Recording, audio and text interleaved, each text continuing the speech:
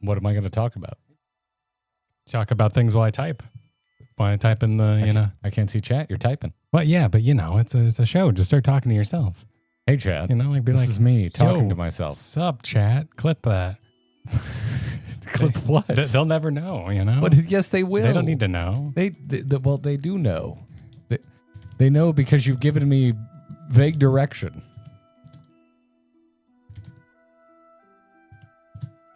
There, I've pressed all the buttons. Hello, everybody. Hi, chat. How are you doing?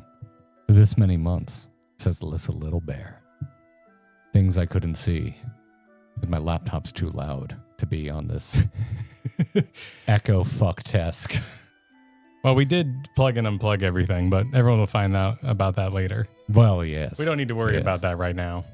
We don't need to worry about that kind everything of thing right in the setup went smoothly. Yes. Everything was working and wasn't in random states of disarray. Nope. It was perfect.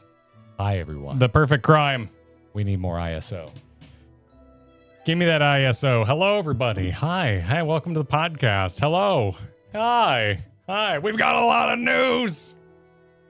Thank you, Warm. We got the news coming in. Is the GTA site broken? I don't know about that one. Oh, the Game Awards. Oh, I was talking about the Grand Theft Autos. Oh, yes, that is definitely broken. Did they union bust their own website? No. The Game Awards website is broken right now. But we have a list. Everyone's put up the list. We'll just look at the text list. They it's fired fine. their webmasters for trying to unionize. Wait, who? Oh, are you talking about? I don't need to know what you're talking about, actually.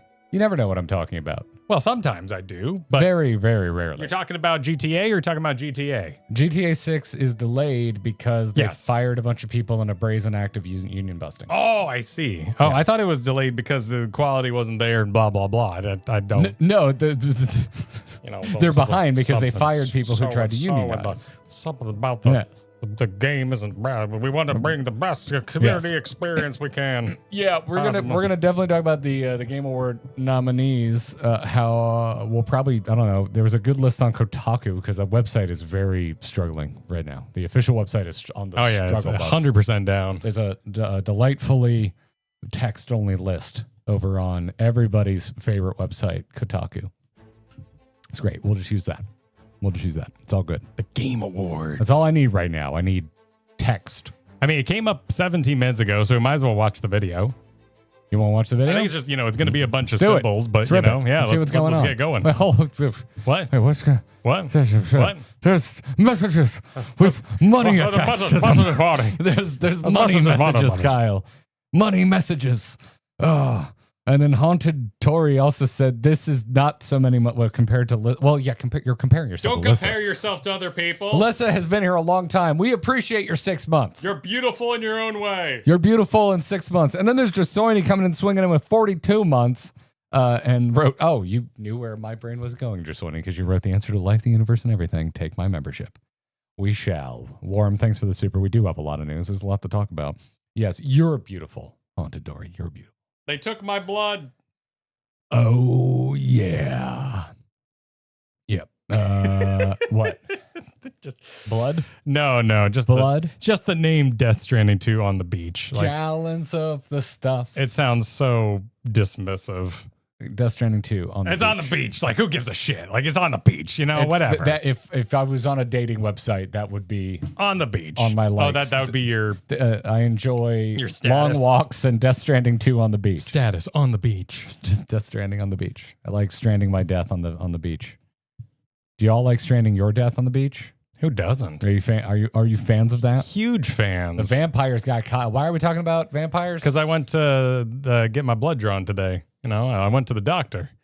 They took my blood. Did I miss you mentioning that? No, I didn't bring it up. That's why I was at Target. Because I was already out. They take your blood at Target? No, they took my blood at... Is that why it's red? No, well, that's how do you think they get the ball so red out in front? Every morning they sacrifice. They turned him into Kirby a few years ago, and it was very funny. 10 feet. When that Kirby Last of Us game came out. I just felt bad. They have a new corporate commandment, whatever you call those. Oh, they have a new one. Is that like the one that Google got rid of that said "Do no evil"? Yeah, but now they have a new one that you must greet a guest within 10 feet of you, and I must have been greeted like 15 times walking through Target. Yeah, It was rough. I don't like that. I like. Okay. By the way, we have a new rule. We have a new rule around here at the Grinding Gear podcast. I am allowed one story from Japan per episode. Would you like me to get you some cards? No. Okay. No, because next week we'll probably not be together. We can get like tokens you can play. Is there a podcast next week? Because you're not here next week. Yeah, it's already Thanksgiving. Yeah. You want to get drunk on Friday and do a drunk podcast? Depending if the edit goes well, yes. Friendsgiving. Friendsgiving. If the edit goes well, give the people Friendsgiving. If the edit goes well. Oh, hold up. My lovely dog is getting surgery, and this is my vet call. Okay, take it.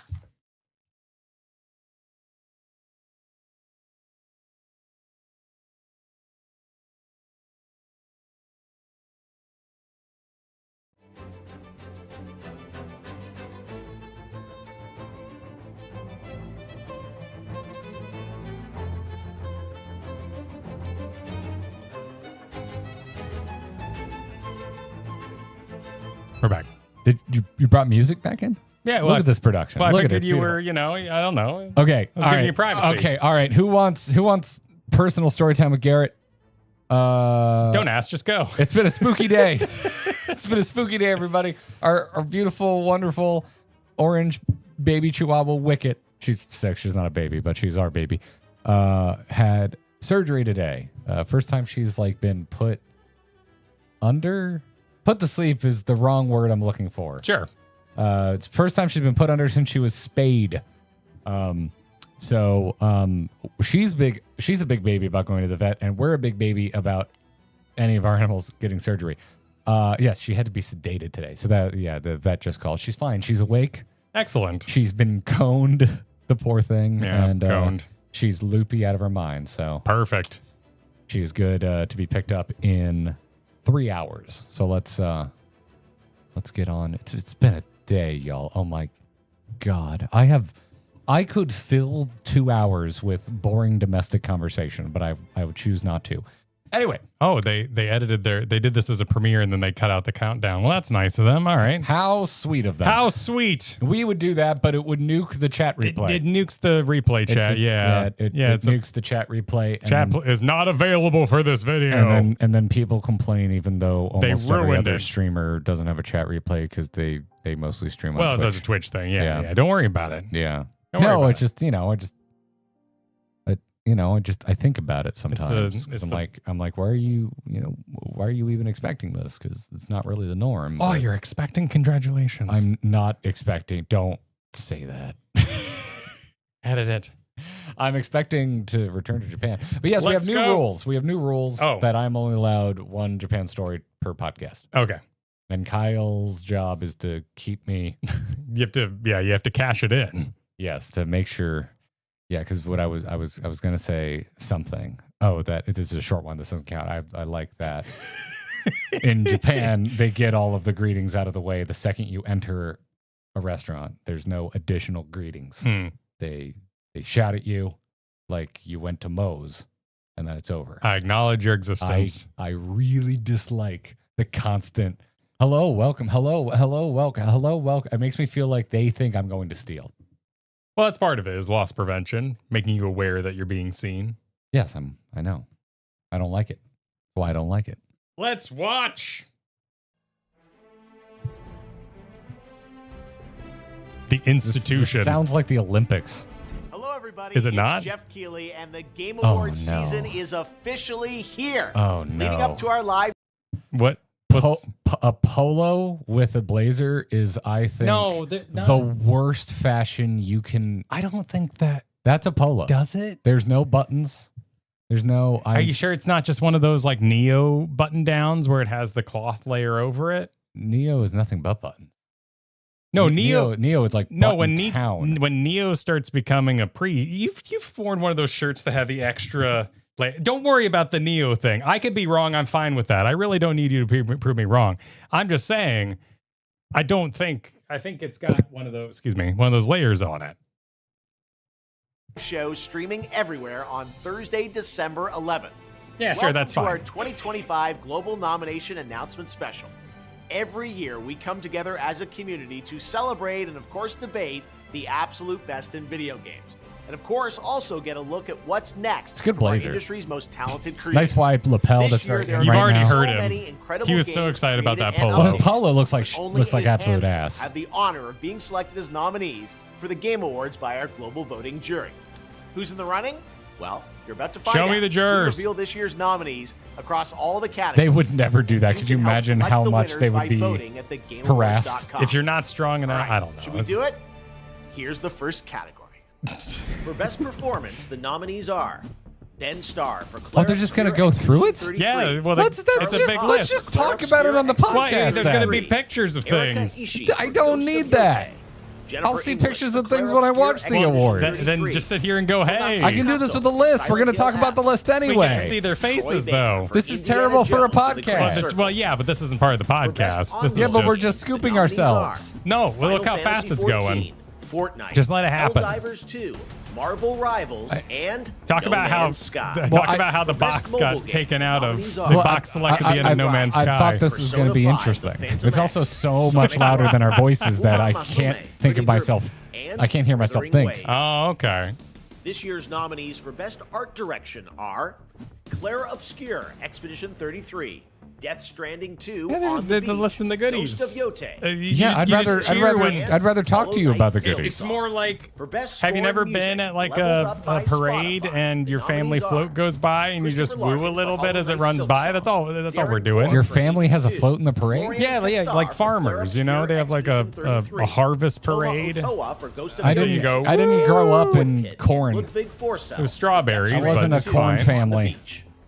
The best audio design nominees are Battlefield 6, Clara Obscure Expedition 33. Wow, it's just everywhere. Death Stranding 2 On the Beach. Oh, Ghost okay. of Yote, You're just letting it and wash over you. I've seen enough. The amount Best of adaptation Expedition added to the Game 33s. We went Awards back to in him for some 2022 reason. to recognize an outstanding show, movie, or other I am- creative work inspired by and based on an established video game Okay. world. He's Here describing are what it this year's means. Nominees for best adaptation: a Minecraft movie. This is Devil May here Cry, just Splinter Cell to get Deathwatch, The Last of views Us from Season people 2, who and Until strangely Dawn. decide this is the For best way to narrative, consume a The list. outstanding nominees are Clara Obscure Expedition 33, Death They Stranding even put 2, him like On dead the center and Beach, made sure he was Ghost small of enough so Yote, they could easily make a Kingdom vertical Come version of Deliverance this. 2, and Silent Hill F.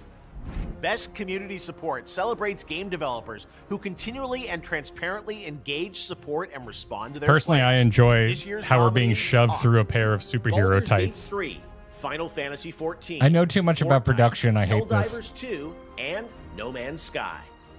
Your nominees for Why does Games No for Man's Sky Impact have so many are box selects Consumer deleted This is out the- of it? This is the live reacts Lost version of this Records, could have been an Lumen email. Rage, South of Midnight, and Wonderstop. You forced me into a meeting that isn't even our meeting. Oh no, I'm serving Arc pizza. Raiders, It's fine. Battlefield 6, Elden Ring Night Rain, Peak, and Split Fiction. Best Split Fiction. independent game celebrates games with a high degree of risk tolerance, produced outside the traditional publisher system. Those nominees are Risk Solo, tolerance? Ball Pit, Blueprint, Wow, Ball Pit Clara squeezing in. Obscure Expedition 33, Hades 2, and Hollow Knight Silk Song. Oh, there's going to be a Best bunch of debut arguments indie about game that. recognizes People a have been development just team let 'em that do it, hasn't you won a know? Game Award before. First, you wanted In me fact, to these talk. teams Now published you're their telling first me game my this year. talking is invalid. The No, nominees I'm just- are Now you're invalidating my take. I'm just so happy we're not talking about Clara Warframe Obscure today. Expedition 33, Let's enjoy this. Yes, Oh my Jesus. and God. Megamon. For best VR AR game, the nominees Okay. are All right. Rogue Well. Incursion, All right. Well, that's wonderful. Let's actually talk How much about of this is there's like Dude, there's it's like a so solid this is 6 so minutes. dull. This is not a I agree. This is not a good way to consume this information. This is so pointless. Well, you woo, yeah. Yeah, Moist Critical All right. is a bro. What a All right. I just learned about burnt peanut. Okay. Okay. All right. We're done. Well, This this is just Jover. this is just the street No. running. We're done. Our retention is higher if this is going in the background. Are you sure about that? I'm pretty sure. Okay, yeah, all yeah. right, If, well. if we just leave this going in the background while we All talk, right, this is going to cool. be this is great for All right. retention. Are we recording on audio version? I can. Were you Would not? you like that? I thought Would you like to know had it more? up earlier. What happened Would you to like it? to know more? I The way you The way you Would you produce like to is know different. I want to be very clear so that I don't hurt your feelings. The way you produce is different from the way I produce, and it causes me great deals of anxiety. Yes. It's complete chaos, and I have a system. it Your Photoshop shit makes no sense to me. So it goes both ways. But we're good. organization. Let's go. Let's enjoy. I actually Video label my games. layers, which is I don't understand how that could cause more confusion. Because you click on the screen with the layer you want to select. It's easy mode. Don't worry about it. Don't worry about it. We're recording. Welcome to the podcast. Should I do the thing today? No. Okay. I'll just say, welcome everybody. Welcome to the Grinding Gear podcast. Kyle just made me watch 5 minutes of an 11-minute video of Jeff Keighley smile talking. He's got a good smile talk.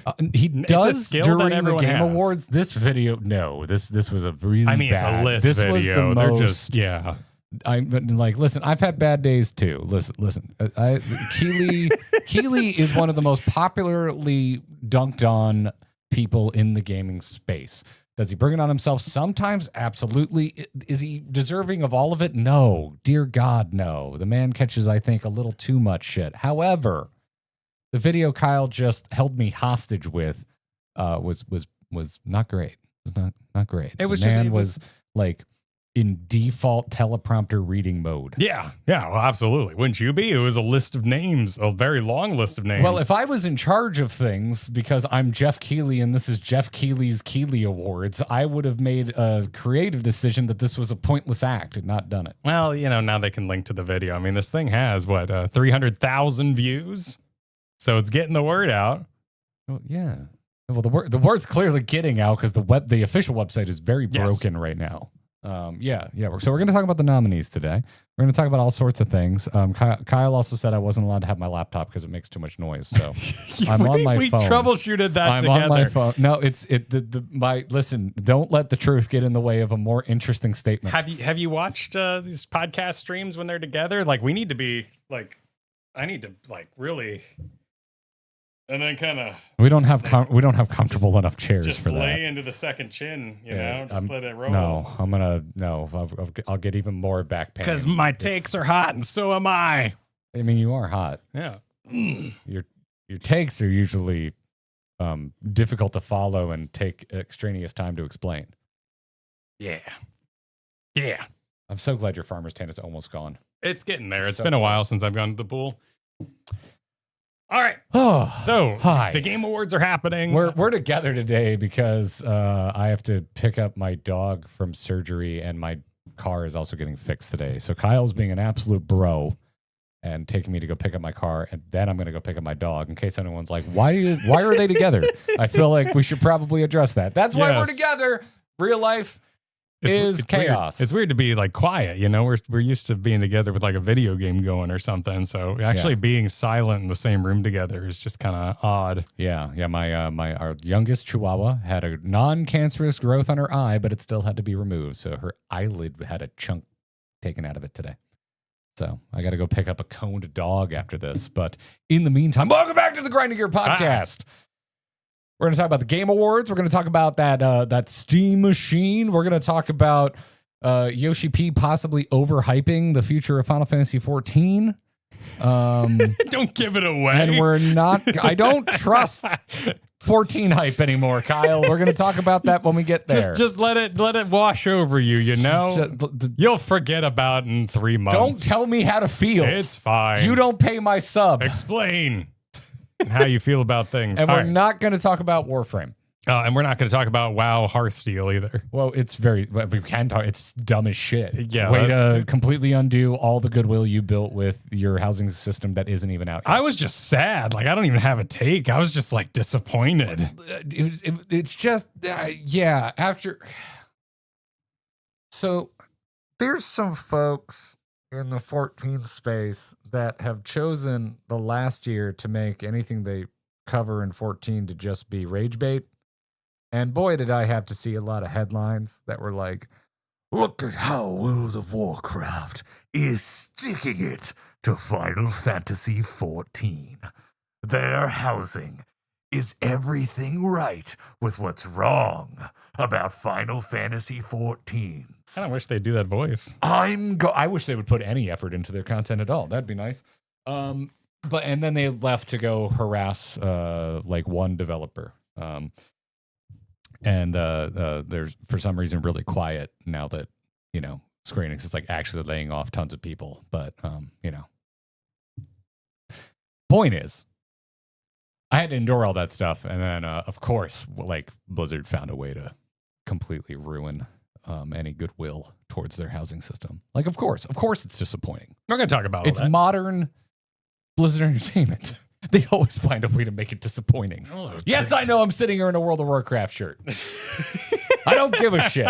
Wait, did someone call you out on that? No, I saw myself in the monitor. Shit. And I woke up. It's just my memories. I've been awake since an hour that I'm not happy that I've been awake from because I'm still experiencing jet lag. That doesn't count as my Japan card. Oh, okay. All right. Good to know. Yeah.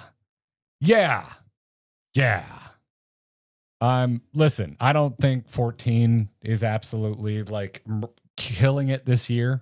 You know, Dawntrail patch content has left me with some to be desired.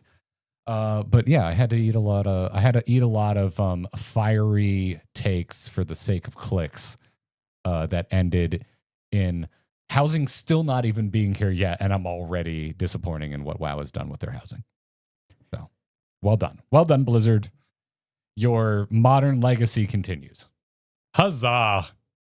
Hearthstone, so stupid, so freaking stupid. They didn't even play the name game or anything like that, right? Like this isn't even the name and game. Just put an A instead of an E, and you would Hearthstone. Like it's too easy. I'm even more annoyed because I do legitimately want to go to BlizzCon. It's expensive, and I probably won't. And because I say things like I just said, I don't think they're going to invite me. But I do want to go. Like, they're doing some things right. I've been very happy with Classic. And they just announced they're doing a bunch of Classic esports, which is like the era of Blizzard I miss the most. And I would pretty much like give just about anything, including hundreds upon hundreds of dollars to go experience Heroes of the Storm esports again. I missed it a lot, and they're going to have it at BlizzCon, and I'd like to go. And so for like a second, one beautiful moment in my week, I had like a glimmer of like, I miss old Blizzard. And then it came crashing down again.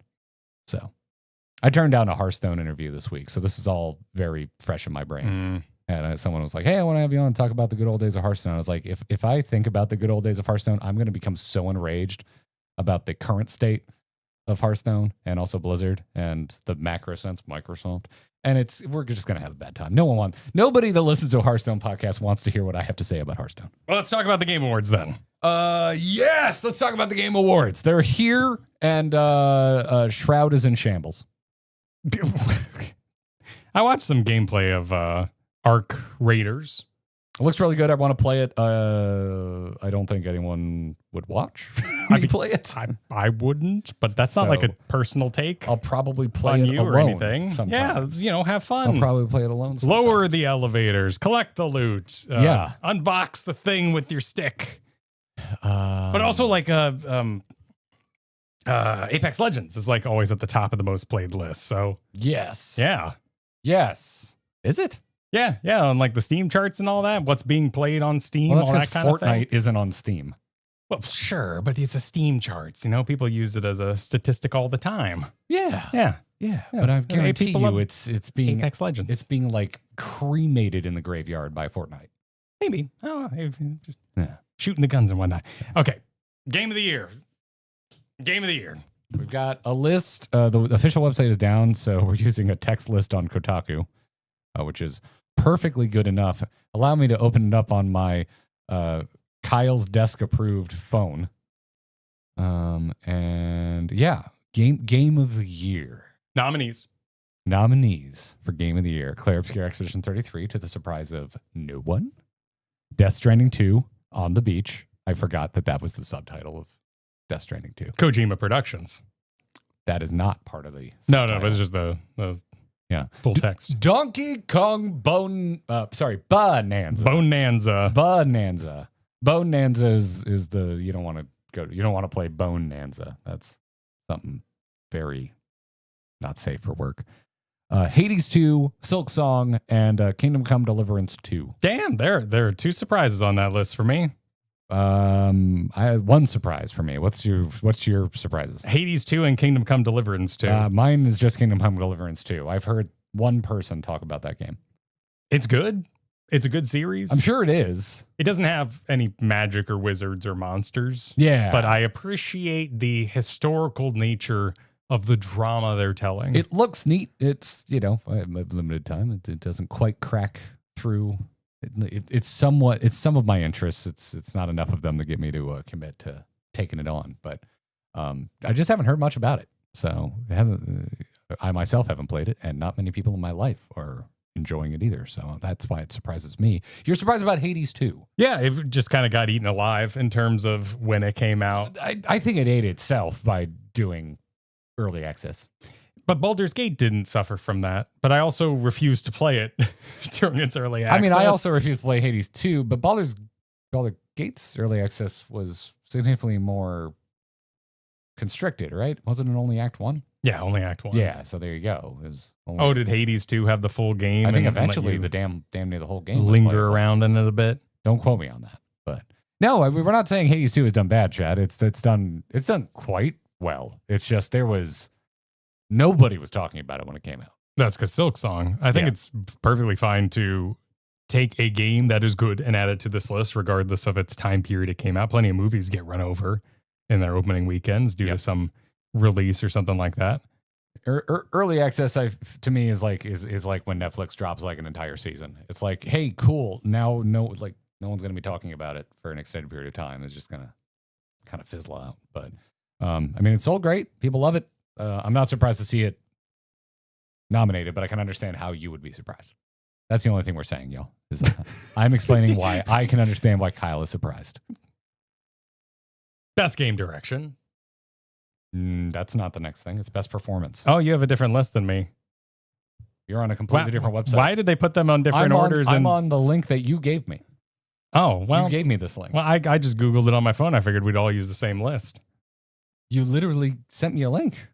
Well, yeah, but yeah. Why aren't you using the link you sent me? Because I just opened a different list. It's fine. It's fine. It's fine.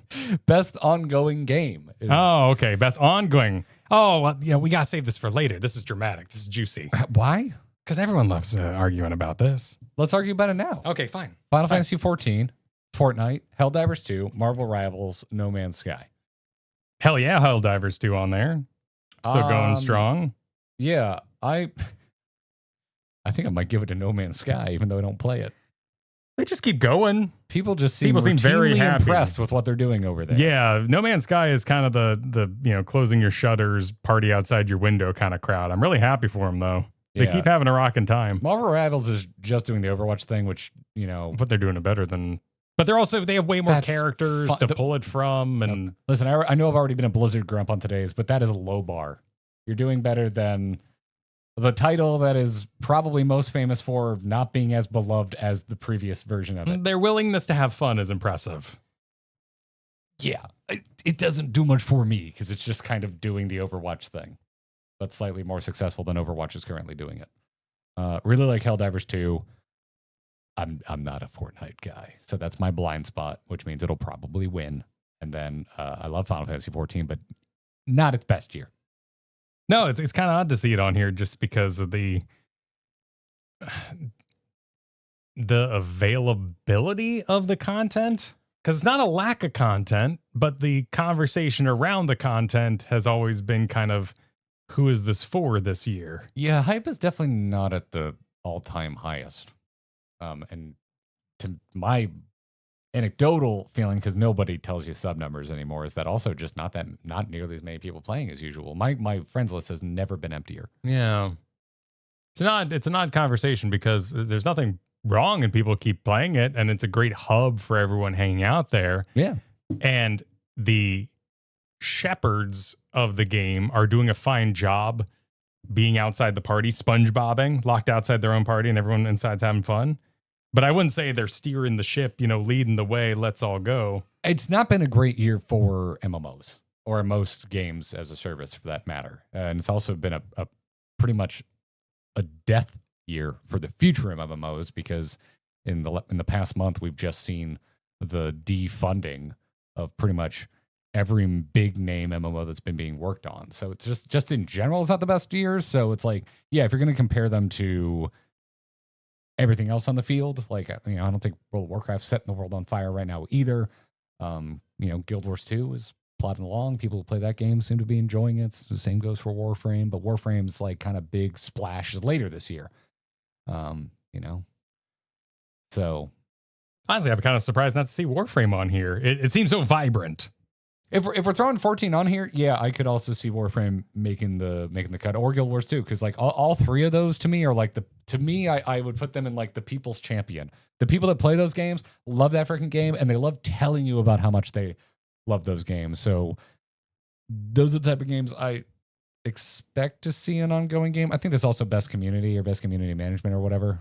So maybe that's where something like that might end up. But anyway, yeah, it's a weird, for me as a fan of service games, it's a weird year for service games. So this is just a strange one. Best mobile game. Moving on to best art direction. Wait, what the hell is Destiny Rising? Is that Destiny? Does it rise? I have no idea, dude. I don't. The Phantom X? Uma Musume is going to win. Cool. Yeah. Give it to Uma Musume. Yeah. I used that game as my example this week. Is that just a mobile version of Persona 5, or is there a different? I don't know. We're so out of touch. I've heard a lot about the Wuthering Waves. I know people are into the waves. The Wuthering? The Wuthering. Wuthering Waves. I've watched some gameplay of it. Well, Weathering Waves is like when there's a storm on the heights, Yeah. When the heights are that's incoming. That's also Wuthering. With the Heathcliff. Yeah. Yeah. Best art direction. A lot of duplicates from Game of the Year. Yeah, other than for some reason Ghost of Yotei is the only difference here. Why didn't that make it in Game of the Year then? Oh, because Donkey Kong Bonanza? Huh. I haven't played it, but my understanding is it's Ghost of Yotei pretty much more of the same from Ghost of Tsushima is the vibe I've gotten. Very pretty, yeah. From reviews and from watching a bit of it. So maybe that's why. Like it didn't kind of push itself far enough from its initial release. But I agree with this list. These are all games that I love the art direction of. I really want to do a series. Maybe we just like call it Lock In, where we actually like finish some games. I know we've been finishing some games, but I want to do Death Stranding really bad. I haven't played the first one. Second one looks cool. And my understanding is it's done. Like Kojima's done with it. Is it holding up as a story game, or was it more about the everything in between hub? Everything I've heard about Death Stranding is that like if you find any enjoyment in Kojima, it's like some of his best work. Okay, I would want to go back in time because I've never played a Metal Gear or any of that kind of stuff, and just kind of get a feel for the director or the language. You didn't play any Kojima growing up? I've never played. Because I didn't either. Yeah. I played a little MGS2, quite a bit of MGS Rising, the Katana one where he plays. I mean, I like yelling snake. There's memes that have made their way to me. I've watched all the cutscenes from Guy with No Jaw and Nanomachine. That's Rising. That's Rising. Yeah. So that looks fun and funny. That game kicks ass. That game is so much fun. There's a lot of elements I like about it. Yeah, you'd probably I think we'd have a good time. That'd also just be fun to talk about the story because it's what little I know about it, completely bonkers. I played a decent amount of 5, but MGS 5 is weird. Kojima didn't get to finish it. So I don't know. It's like a half-finished product. Plays so well, though. I love the gameplay. Anyway, I completely agree with this. I would give the win to Expedition 33 just because I've never seen anything that really quite looks like it. Some of the designs in Expedition 33 remind me of FromSoft. Like there's some, particularly the enemies, there's some bosses that look very Dark Souls or Elden Ring. But other than that... Wait, you talking about art direction? Yeah, I'm talking about art direction. Yeah. Other than that, I think Expedition 33 is like one of the freshest looking things I've ever seen. I think Hollow Knight could take it because, you've got that hand animated quality. I think any of these could take it. I personally would give the win to Expedition 33. Just personally. No. But then you've got best score in music. which is the exact same list again. Listen, these games have really good music. I'm afraid that, they do. It's true. This is where I would have liked to have seen Final Fantasy 14 because I really think people sleep on the Dawn Trail soundtrack. I think the Dawn Trail soundtrack is how does that maybe work? top 2 Could it even be for 14? But it came out as an expansion, and then you add to the live service game more soundtracks. I don't think it gets to go in this year at all. I think if it gets a full soundtrack release, I think that would be it. So top 2 is Stormblood. Oh yeah, shit, Storm. I really like Shadowbringers. Endwalker's great, but it's probably I might give Endwalker like 4th place because I think I like Shadowbringers and Stormblood and Dawn Trail more. Anyway, I'm so glad I don't have to choose and I get to enjoy all the music. But yeah, once again, I would be a broken record here and say like, Expedition 33 would be my favorite video game soundtrack. Maybe all time. The fact that I have to think about it is impressive. It is definitely up there with shit like Zelda. Back before the modern Zelda games, which I'm not a particular fan of the soundtracks of. But this is a hell of a list. I love the Hollow Knight music. I haven't played any Silk Song, but if it's anything like the first game, I'm assuming it pops off. I have. I'll tell you about it sometime. Yeah. New Arcadian music. Oh yeah. We're getting a new raid in a month. Yeah. Well, it will at the end of Christmas. Oh yeah, you weren't here for any of that, were you? Yeah. They're going to put out the patch, so we'll get MSQ and all that for Final Fantasy 14, but they're not going to put out the raid until the new year. So nobody has to raid over Christmas. God. Thank freaking God. Yeah. Are we going to do a Race to World First stream? Oh, yeah, absolutely. That'd be fun. Like first Tuesday back or something like that. That'd be a blast. I'd love to watch that. Let's do it. Best audio design, which I'm assuming is things like, sound effects, sound mixing, that kind of thing. Battlefield 6, Expedition 33, Death Stranding 2, Ghost of Yotei, Silent Hill F. Haven't played most of these. Chad's calling me out. Wait. Hang on. I can salvage this. The real raid doesn't come out until New Year's. Are they correcting? No one gives a shit about normal raid. Okay, technically it does matter because they're going to have more gear going into. There's a bunch of technicalities here, with a big scroll and roll it out. We're not talking about nobody. I care about the story too. You know what I'm talking about. We're literally talking about Race the World First, and you're like, it comes at no, there's not a Race the World First to beat the normal. That's what I'm. You all know what I meant. Context clues. Context clues. Wow, but yes, for what it's worth, it is worth bracing yourself. If you need some armor going into the season, it is worth it to prepare yourself for the inevitable. This raid series was too easy because the normal came out earlier and there's going to be more time to get the tokens and the tomes and things that'll become the gear. So people will be more geared than normal going into the Savage experience. I'm already bored listening to you explain. Well, I'm making sure everyone's caught up on what they. Kyle has prepared your excuses for you, everybody. I'm one of you. I work so hard to prove myself elitist, and you don't let me. GG casual haters confirmed. I don't hate it. Streaming normal performs so much better than streaming Savage. Streaming Savage is career suicide for us. We could talk about the Savage experience another time. Yeah. No, I just did. That's all you need to know. It's legitimately hurtful for our channel. Well, mine is. We're not talking about that right now. We're not talking about this. We're talking about this. There's nothing more to say. We're talking about this. Best adaptation. Yes. This is the shit that I think Fallout won last year. Minecraft movie, Devil May Cry, Splinter Cell Death Watch. Never heard of that. The Last of Us and Until Dawn. I have seen 2 episodes of The Last of Us, and that's it on this list. I'm going to go insane if I don't see the Minecraft movie soon. I'm scared for you to introduce your children to it. This is my laying my card because, oh my God, all the songs, they come home, 5-year-old, 6-year-old, 6-year-old. I don't have 2 in kindergarten. comes home singing the songs right now. So I know all about Steve Lava Chicken, yeah, and all that. Okay. And I haven't gotten to see it yet. And I keep hearing the parts of the soundtrack about like your birthday suit and stuff, but I don't know what it is. I just need to sit down and watch it. I'm going to go crazy.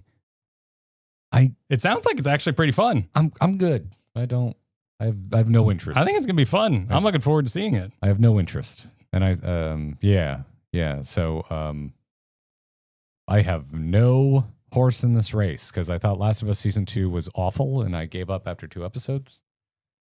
Wasn't Until Dawn the game where you chose your own adventure?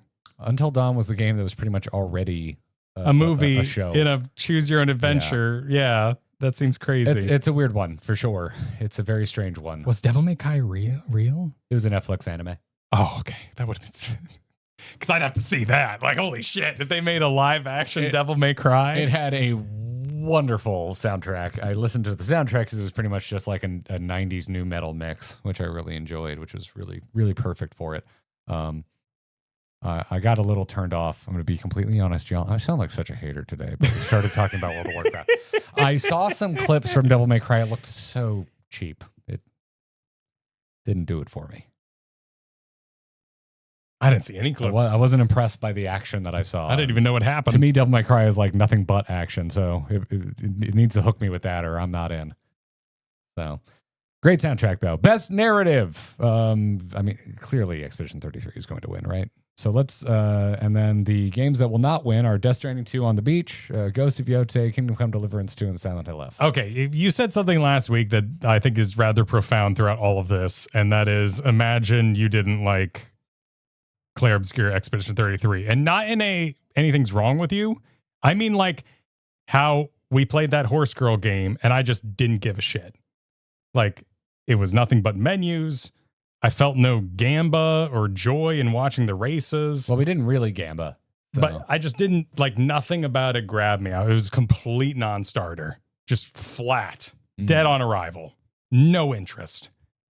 Where are you going with this? Oh, it's just like, there's people with all kinds of tastes, I don't want... Yeah. And you might see Claire Obscure and be like, I don't care. And then you have to hear about it in every single category. You're going to sit there and watch the Game Awards. We got into this conversation last week that, my God, it must absolutely suck to not like Expedition 33. Yeah. This must be the stupidest year if you honestly tried Expedition 33 and didn't like it. Like, I get it. Like, you might just may not be your cup of tea. It might be. Yeah, you might That's just not. totally valid. But boy. Yeah. But it's the only one of this entire list that I've heard talked about just over and over and over again. I've heard pretty much nothing about Ghost of Yotei or Kingdom Come Deliverance 2 in terms of the story.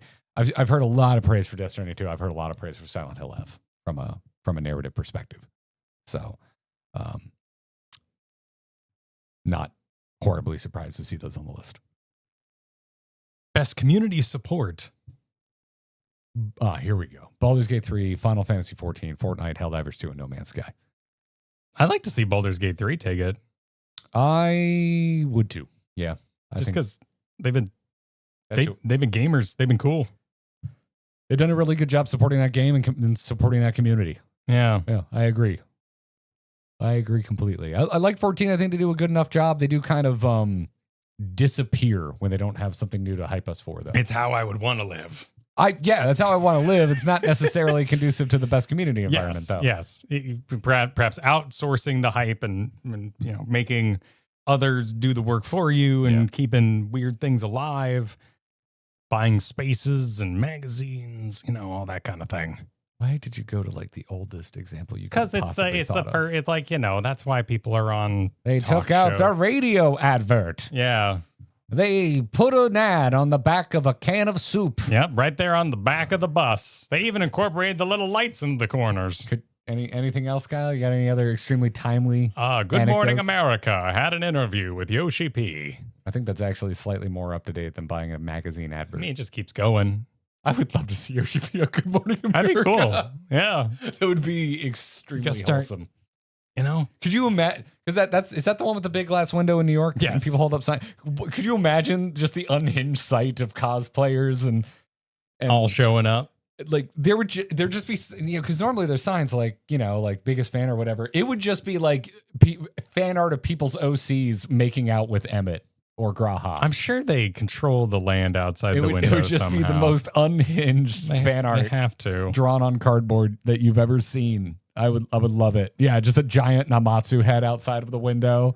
Just somebody running around in white underwear in full Manorville cosplay. Oh my God, Jesus! Now I really want to see this. What do we have to do to get Yoshi P on Good Morning America? What do we have to do this? Well, I think it's a bit of a flight. And then we're gonna put together a group of people to go and well, at least we're on the right coast for it. have the most ridiculous signs possible. I know my way around New York. We can do this. We can make this happen. Who do we have to do? Final Fantasy 14 community team. Get in touch with us. We have a great idea. We have a wonderful, wonderful idea. All right. Games for Impact. I don't know. I've heard of Wanderstop. It's just awkward, man. I'm sorry. I open Steam and I look at the sales and then I look at the top played and I don't know any of these. I'm sorry. Yeah, it's Consume Me, Despelot, Lost Records, South of Midnight. South of Midnight and Wanderstop. I've heard a decent amount about. Those have been some darlings this year for sure. But the other three I've not heard of. But you play more indie than I do. I do, yes. I'm a gross mainstreamer. It still has to, get to me somehow. That's true.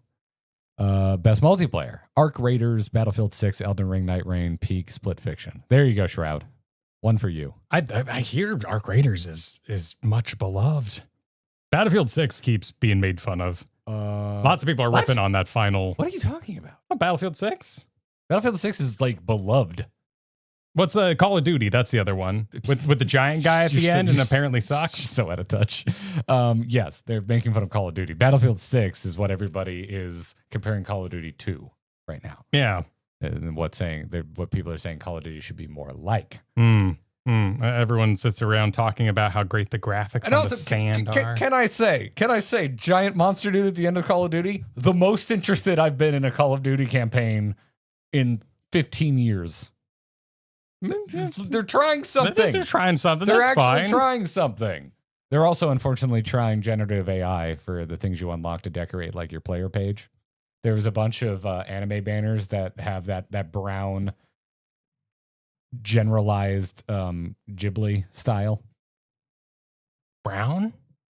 So with a lot of generative AI, when you tell it to generate something in a cartoon style, so many people were generating Ghibli-looking things that now they're struggling to get it to not generate cartoons with a slight earth tone, but brownish wash over the whole thing. Okay. And this can also be seen in player banners in the new Call of Duty because they used AI to generate a bunch of player banner art. So yeah, real classy move. Real classy move. In case anyone's wondering why I'm grumpy about anything owned by Microsoft right now. Elden Ring Night Rain shouldn't win, but I wish it did. But I'm not mad about it because I think someday it could win, and I'm okay with that. Elden Ring Night Rain is the jankiest nightmare I've ever had a lot of fun with. Yeah. It is jank. Elden Ring Night Rain reminded me of BattleNet Gaming and just like two paper clips tied together. It was so unpolished that I found it charming. Yeah, it was a madhouse. Yeah. I really enjoyed Elden Ring Night Rain. I want to play Arc Raiders. I just haven't gotten around to it yet. And it doesn't really fit our streaming diet. Split Fiction would be so cute to win this, but there's no way. Just pure numbers. Not going to compete. By extremely pedantic definition, I would give the win to Split Fiction. I think it is quite literally the best multiplayer. Yes, it is technically multiplayer. Yeah. It is it is multiplayer. But I would give it the moral victory. It's probably not going to get the popular victory. I love Split Fiction. Split Fiction is definitely on my game of the year list. I loved Split Fiction. That's why we do the GG awards. Might be my second favorite game of the year after Expedition 33. I really enjoyed it. Best indie game. You ready to fight? Oh, sure. Yeah. Oh, yeah. Yeah. Absalom, Ball Pit, Blueprints, Expedition 33, Hades 2, Hollow Knight. I think a lot of people are going to argue. I don't know about the size of the teams for Absalom or Ball Pit, but I think a lot of people are going to make the argument that Expedition 33 is not a small enough team to warrant being called indie. Well, I feel like I just got a new game I need to get. What the hell is Absalom? And when did it come out? And what's the... What is this thing? No, wait, hang on. That's Steam. I hope Blueprints wins. I would love Blueprints to win so much. Oh, it came out October 9th, so it's understandable I haven't heard of this thing yet. Okay, gameplay. A side-scrolling beat-em-up. Oh. Well, there we go. Personal preference. Personal preference. You don't like beat-em-ups? I don't like beat-em-ups. I love beat-em-ups. Bored. I love bumps. You know, someone's going to get the pizza, and it's probably not you. And Bumps. Yeah. Bumps. Yeah. What do you call them? Anyway, I love beat-em-ups. Yeah, Blueprints would be incredible. Well, best indie game is up against Expedition 33, though, and Hades and Hollow Knight. Holy, there's best indie game, and then there's best debut indie game. Yeah, which is a very similar list, but Blueprints, E33, Despelot, Dispatch, which is getting a lot of love right now. Yeah, I'm actually surprised it came out with enough time to be even considered for this year's Game Awards. It just came out, and then Mega Bonk. I really like Mega Bonk. It's kind of just Vampire Survivors. Mega Bonk was really fun. I got my money's worth out of it. It is really fun. It's very similar. I'm gonna forget about it. Like that's not a dig. I've already stopped playing it. Yeah, well, that's fine. Which I gotta say I probably fell off of it 75% faster than I fell off of Vampire Survivors. Dispatch, I'm really excited to play because the actual gameplay of it looks fun. I really want to play it. I like Telltale games. This really looks like a return to kind of like the golden age of Telltale games. I want to play Dispatch quite a bit. Best VR AR game. I've played none of these. Alien Rogue Incursion, Arcane Age, Ghost Town, Midnight Walk, Deadpool VR. Cool. Moving on. Content Creator of the Year. We're going to show how little we know about content creators. Cadril, Kai Sanat, Moist Critical, Sakura Miko, and the Burnt Peanut. I've only just been made aware of the Burnt Peanut. And what's he do? I don't know, but they're basically using like the Zoom potato filter. For their entire for their avatar. Okay. But it's a peanut instead of a potato, and their visage makes me giggle. But yeah, I'm not super familiar. Obviously, I know Kasanaka is one of the most famous human beings on Earth, and I'm very aware of Moist Critical because I know all Florida men. Yes, they're all. Yeah, we all sign a pact that we enjoy each other. Moist Critical is my. We get together every year at the annual alligator races. I'd vote for Moist Critical. I've listened to a lot of him. I like the dude. Yeah. I don't always 100% agree with his takes, but he seems like a nice dude. And the whole shutting off monetization this year was like the most bro move I've ever seen from a content creator. And all his videos are about 8 minutes long, and that's how long it takes me to vacuum. I think those are usually the clips, but yes. No, his main videos are 8 minutes, like the ones he posts like every day. Aren't they just clips? No, they're 8 minutes. He streams. He just goes and streams and sits there, for hours. But there's like an 8-minute video every day. Oh, okay. I didn't know that. I'll have to look into his content creation pipeline. That sounds interesting. Most anticipated game, Kyle. This is actually fun because we can get in on this. Okay. All right. Here we go. 007 First Light from the Hitman studio with young James Bond.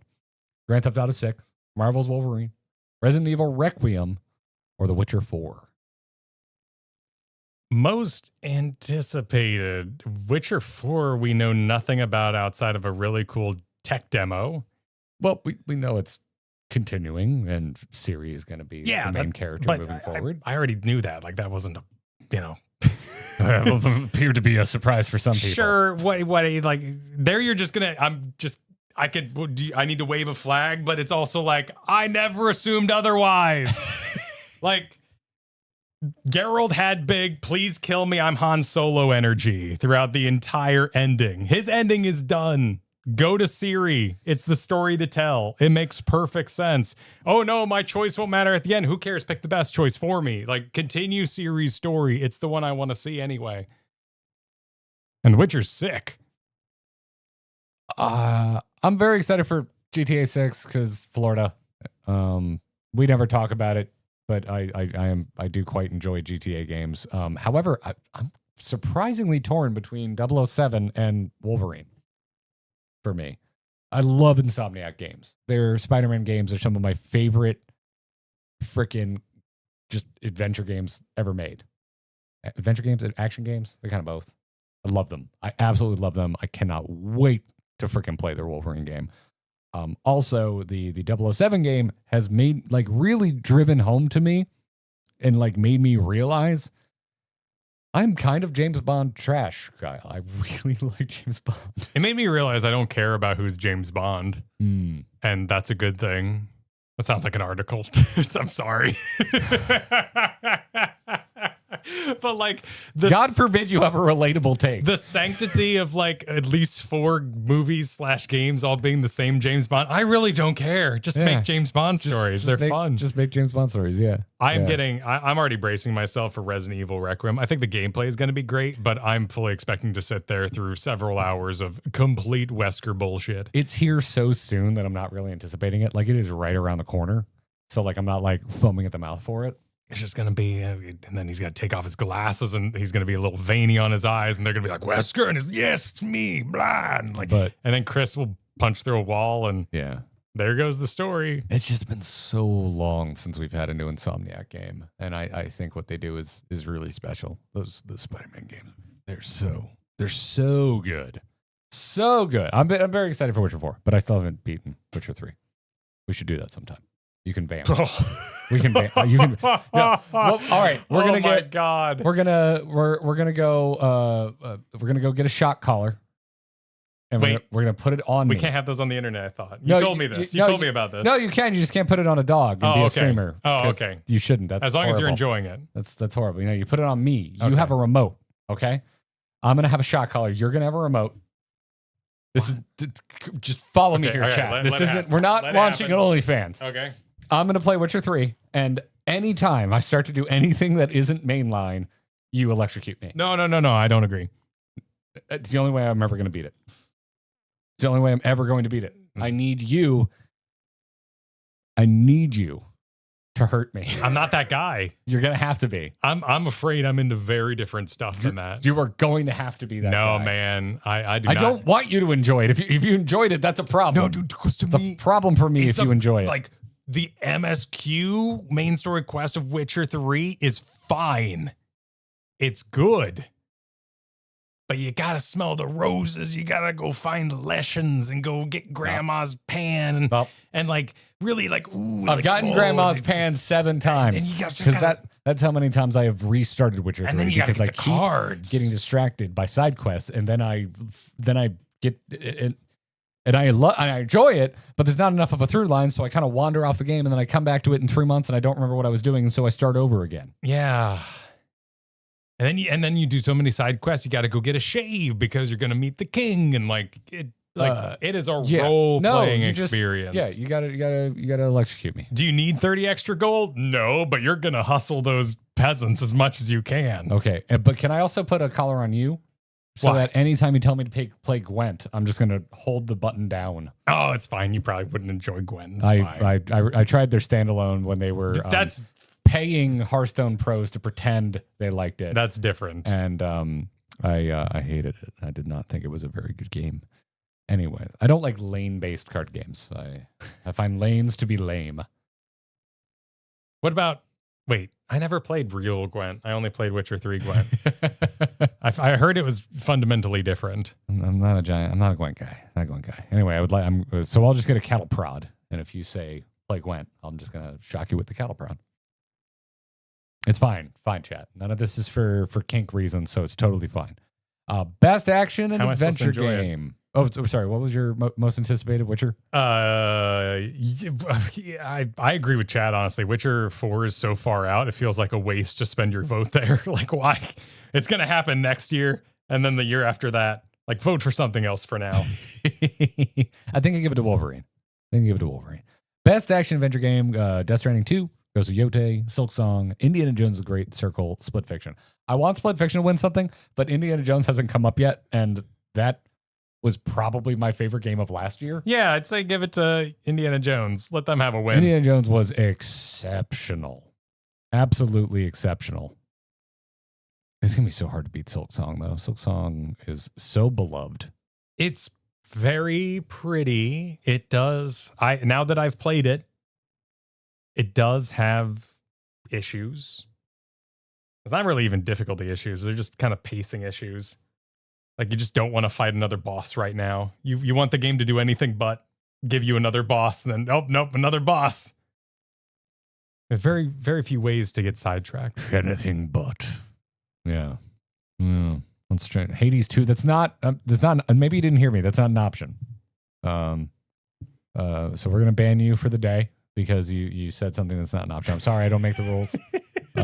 That's just, Jeff Keighley said, those are the rules. So don't apologize. Just accept your ban. Don't ban them. Ooh, loaded category here. Best role-playing game? Best role-playing game. Is it? Yeah, man. Is it? Role-play. I'm taking the role-playing word very heavily. This is a game you role-play in, and you felt immersed in and pretended to be a person during. Like, Claire Obscure would never win best role-playing game for me. Well, it's nominated. It might win best RPG, but not best role-playing game. That's what I'm saying. Kyle, are you aware of what the three letters R, P, and G stands for? But if you came over and said, let's play an RPG, I'd be like, okay. And if you came over and said, let's role-play, I'd be like, okay. But I'd have very different terminology for what I was expecting. And I did not pretend to be anybody in Claire Obscure because it was someone else's story. Monster Hunter Wilds could win that because I definitely role-played as my guy. I get what you're going for, but the Game Awards disagrees with you. And I could honestly see Avowed putting up a okay fight here. Yeah.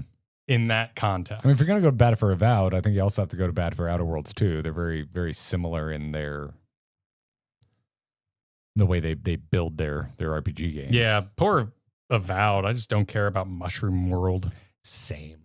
Everyone I know that has played it freaking loves it. Yeah.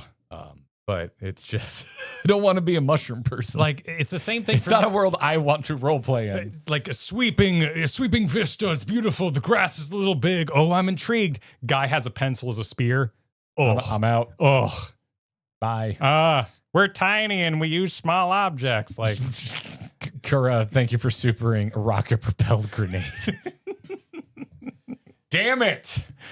Well, that's just me. I love Luke in chat. I am excited to play Avowed one day. Exactly. Yep. Avowed is on the list, but it's on the polite fake list of things I will never actually play. It's on an adjacent list because I like I've liked the development of similar games. This just makes me think it was kind of a weak year for games that I actually want to pretend to be a person in. Monster Hunter Wilds is the best one on there. That is like a gameplay game for me. I don't pretend to inhabit that world. I don't pretend to be there for gear and sick boss fight experiences. It moves in the pan and the honey. Ooh, like I loved it. I love my so good. My jolly. I love my hunter, but like I don't really think of my hunter as a character. My hunter is just a dope ass looking badass that knows sometimes when to dodge. Best fighting game. Boy, are we just skip it. Yeah, it's not qualified. There's no hate. This. I wish I had an experience. This is like saying best songs played on piano. Did you play piano growing up? No. Would you like to invest several years of your life to get better at this? Not really. Not really. But I respect it. Yeah. I respect it. Yep. I know you keep telling us, Noel, and we keep telling you we're old. Well, it's not. It's just about. I got good at the wrong fighting game. I got good at Mortal Kombat. And that doesn't matter anymore, except the Legacy Collection is nominated, and I'm very excited to get it. It's on my Christmas. I have a real Christmas list, Kyle, that I give to Katie, because sometimes she needs ideas, and Mortal Kombat Legacy Collection is on it. Oh, I heard big boos about that. Boo, Legacy Collection, boo. And by here, I mean I saw YouTube videos with titles that said boo, Legacy Collection. Are you sure it's the right thing and you're not misconstruing it with something completely unrelated, Well, like how you thought Battlefield 6 was Call of Duty? To be fair, I could easily be confused about what Mortal Kombat property is which. Legacy Collection is a historic collection of a lot of the original run of Mortal Kombat, including basically an in-game museum of documents, interviews, and That's cute. They're wonderful. You don't, yeah. Input delay, chat saying. So I don't care. I'm not going to play it online. I want it as a museum piece. I got good at RTS. Best action game. Oh, yeah. Battlefield 6, Doom: The Dark Ages, Hades 2, Ninja Gaiden 4, Shinobi: Art of Vengeance. Hey. Oh, I was really hoping. Ninja Gaiden and Shinobi getting a little love. Also Doom. We haven't seen Doom on the list yet. Yeah, Doom: The Dark Ages is a very different game, but it looked fun. I'm sad Ninja Gaiden 4 didn't have any lasting power. I was just kind of hoping it was good and then never heard anything. So that's on me. I had a really good time with Ninja Gaiden when I was younger. Oh, you say Gaiden, huh? Why would I say You're a Gaiden guy? Oh, well, yeah, I didn't update my pronunciation. Gaiden. Also, I didn't know who the white-haired guy was, and yeah, I was a little confused when I looked at it. Innovations in accessibility, Assassin's Creed Shadows, Atomfall, Doom: The Dark Ages, EA Sports, FC26, and South of Midnight. I have no personal experience with any of those or accessibility, really. I use it in Final Fantasy 14 because it is impossible to see things in their raids. Best family game, Donkey Kong Bonanza, Lego Party, Lego Voyagers, Mario Kart World, Sonic Racing Cross Worlds, and Split Fiction. Family game, Split Fiction's kind of heavy. It is, yeah, but it's fun to play, and if you're young enough that none of the heaviness lands on you, who cares? Yeah, I didn't care about a lot of heavy shit that I watched when I was younger, and I was perfectly fine. Yeah. I turned out fine, right? Fine. Haven't personally played Lego Party. It apparently is a darling. Yeah, an same. absolute darling. Same with Lego Voyagers. Same with Sonic Racing Cross Worlds. Haven't personally played it. Our Discord is ravenous. Ravenous for. We have some massive Sonic Racing fans in our Discord. Best Sims and strategy game, The Alters, Final Fantasy Tactics Ivalice Chronicles, Jurassic World Evolution 3. I hope that's good. Have you played that yet? I hated the sequel. I watched two. a ton of Day One streams. Loved one, hated two. There was one particular streamer who was doing a most cursed park contest. Oh, yes. That was great. Oh, that's one. I love that kind of shit. Anyway, Civ 7, Tempest Rising, and 2 Point Museum. I haven't heard of that. Oh, have you never played a 2 Point game? They are delightful. I say that with slight trepidation because it's a comedy style that I don't think works for everybody, but I feel that it takes things and de-escalates them, you know? Because let's say you run a 2 Point hospital and you have to cure clownitis. Oh, this is the game of clownitis. Yeah. Okay. And like, that's dumb. And I kind of don't like it because it's not that funny. But then I think of the alternative of what I might actually have to cure. And I think, you know what? Actually, this might be the best of all worlds. Maybe it's best that we have this comedy layer over everything. That was Uma Musume, not a Simmer strategy game. I think it is. Maybe they just don't think it's the best. It's not a list of every sim and strategy game. It was on the mobile game list earlier. Yeah, it's a list of what they think is the best. I don't even think it's the circle we travel in. Even completely unrelated journalists that I listen to on podcasts and stuff will not shut up about Final Fantasy Tactics. I almost played it without you, man. It is easily the most talked about thing on this list I've heard of, and not even just because of our Discord is full of a bunch of Final Fantasy pervs. Yeah, well, I say with love. Yeah. I want to play it real bad. I haven't heard shit about Civ 7. I believe that's due to word of mouth, which is none. But because I even while you were gone was like, man, maybe I'll play Civ 7, and a bunch of people are like, don't skip. Yeah, but sometimes you listen to people and what to play, and then you curse that too. So maybe. Well, the crowd isn't always right. You shouldn't always listen to people. But honestly, with a Civ game, you're just saving me $60-$70 because I'll just go play an old one and be fine. You're saving me 60 or 70 hours. Yeah, like oh no, it sucks. Guess I'll go play the one I already own. Three and 4 were like my heyday, man. It's a very particular flavor. I really enjoyed 3 and 4. Don't really do it anymore. Best sports and racing game. This makes me sad. EAFC 26, F1 25. Is that F1 space 25? Is that like 125 F1 game?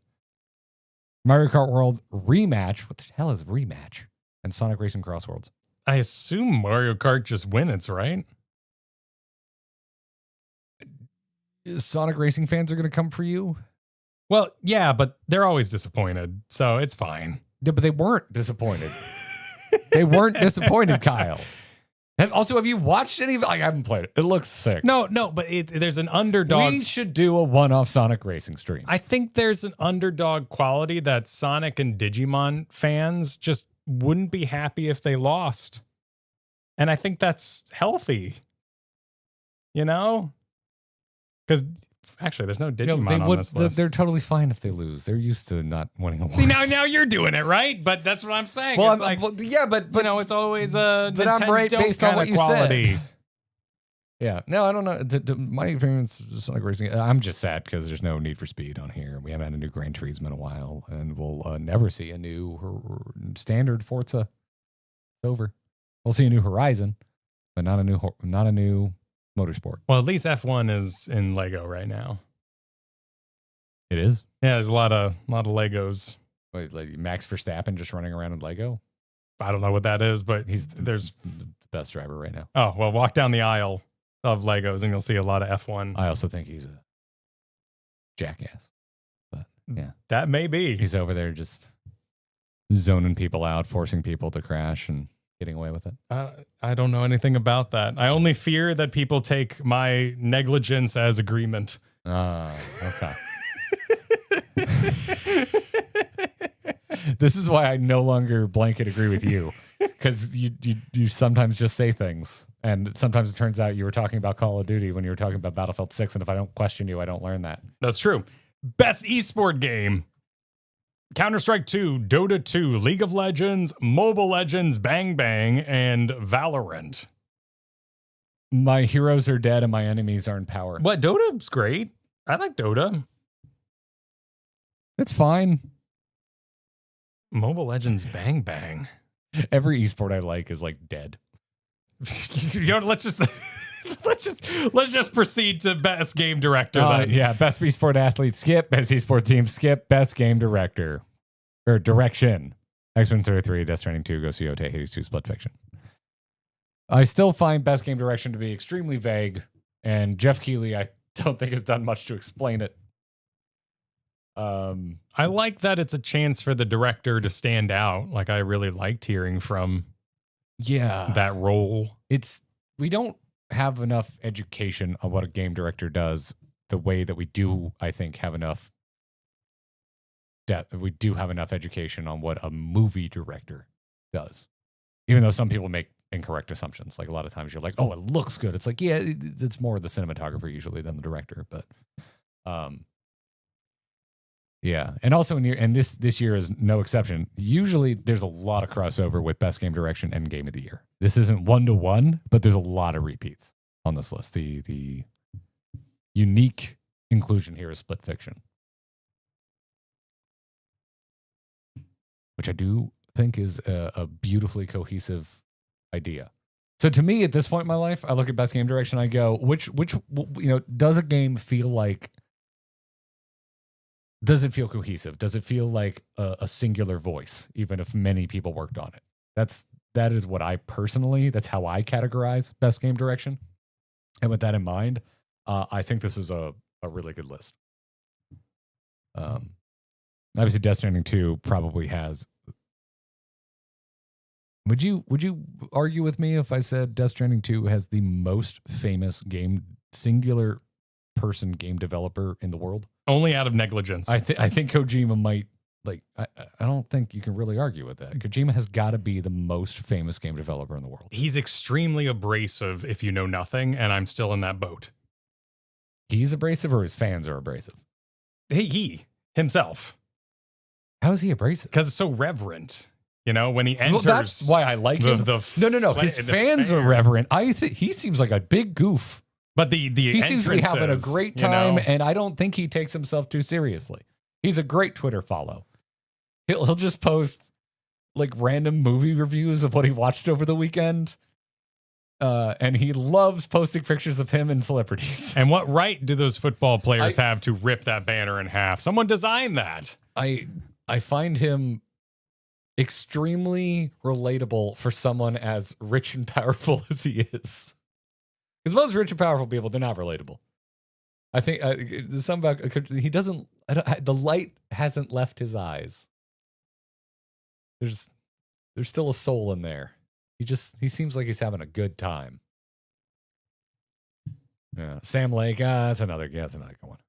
The guy who does Alan Wake and Control. Yes, he does seem to have a good time. The face of Max Payne, literally.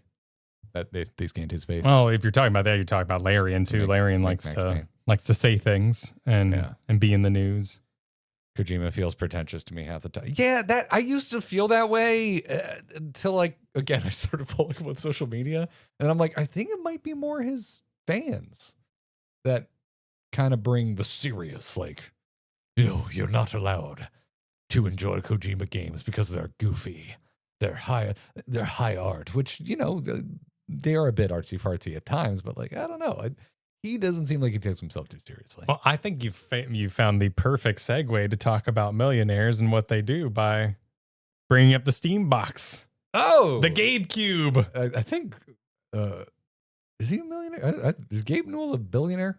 He's got that mega boat now. I was reading about over the weekend. Did he buy a $300 million mega yacht? Yeah, with a game lounge on it. I mean, it really, like, legitimately couldn't happen to a better guy. It's a fascinating display, and I couldn't be less mad about someone buying a yacht. I was very happy to hear that people still say he sucks in Dota because it was relatable, and I always enjoy his international address from the comfort of his boats. The Gabe Cube. Yeah. I haven't heard that joke yet. That's so obvious. How have I not? Oh yeah, the memes were running all weekend about this thing because it is Square. I know all is right with the world when we're still doing Gabe Newell memes. Like that meme, like I don't not to get slightly morbid, I'm gonna be very sad when he passes. Well, sometimes there's an expression in history. When it came to monarchs, that sometimes you win the genetic lottery and you get a good king. Because you're going to get one no matter what. That king's got a kid and you're going to get that kid, good or bad. Somebody is going to lead the mega corporation. Yep. Somebody. And in this case, it's kind of like, ooh, I feel like we got a little lucky sometimes. With old Gabe and the Valve industry and Steam and all that kind of ththing. I didn't doom Gabe. God doomed Gabe. No. If anything, this is I'm super excited about this thing, and I just I don't know. I'm getting old. Everybody's getting older. I'm just thinking about it. It's in my head, man. I just finished Section Position 33. I'm thinking about my mortality a lot. Steam Machine, the new Steam Machine, not to be confused with the 2015 Steam Machines. Do you even remember this, Kyle? That was the weird box, right? Nope, that's the Steam Link. Oh, the Steam Link, which was also in 2015. Easy to get confused. Oh, how could I have done this? I still have and sometimes use my Steam Link. I liked my Steam Link. I didn't love it. It doesn't work very great. It's a bit buggy, but it's still pretty cool. But no, in 2015, they did Steam Machines where they outsourced to third-party manufacturers to make like Steam-approved hardware. It didn't go very far. But the same year, they released the Steam Link and the Steam Controller. I loved my Steam Controller. Yeah, I liked my Steam Controller too. I have mine hanging on the wall right there. Is that my... Do you? Yeah, that's right there. Oh, shit. Yeah, you do. I loved it. I beat Dark Souls 1 through 3 on it. Like, it's good. Wow, really? Yeah. I do. I like them. I don't love those controllers. And Witcher 3. Much like the Steam Link. It's like I liked it, I didn't love it.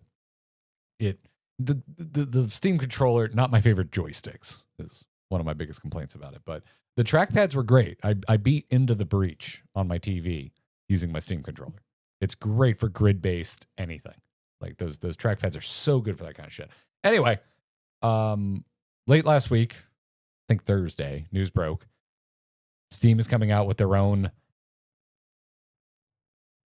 PC console, is what I would call this. Right. Really, Yes. it's a micro PC or a mini PC. It's a computer that plugs into your TV. It's very much built for a media console. This is going to fit in a media console and run SteamOS. So if you're already familiar with SteamOS from Steam Links, that's what the Steam machine is going to be running.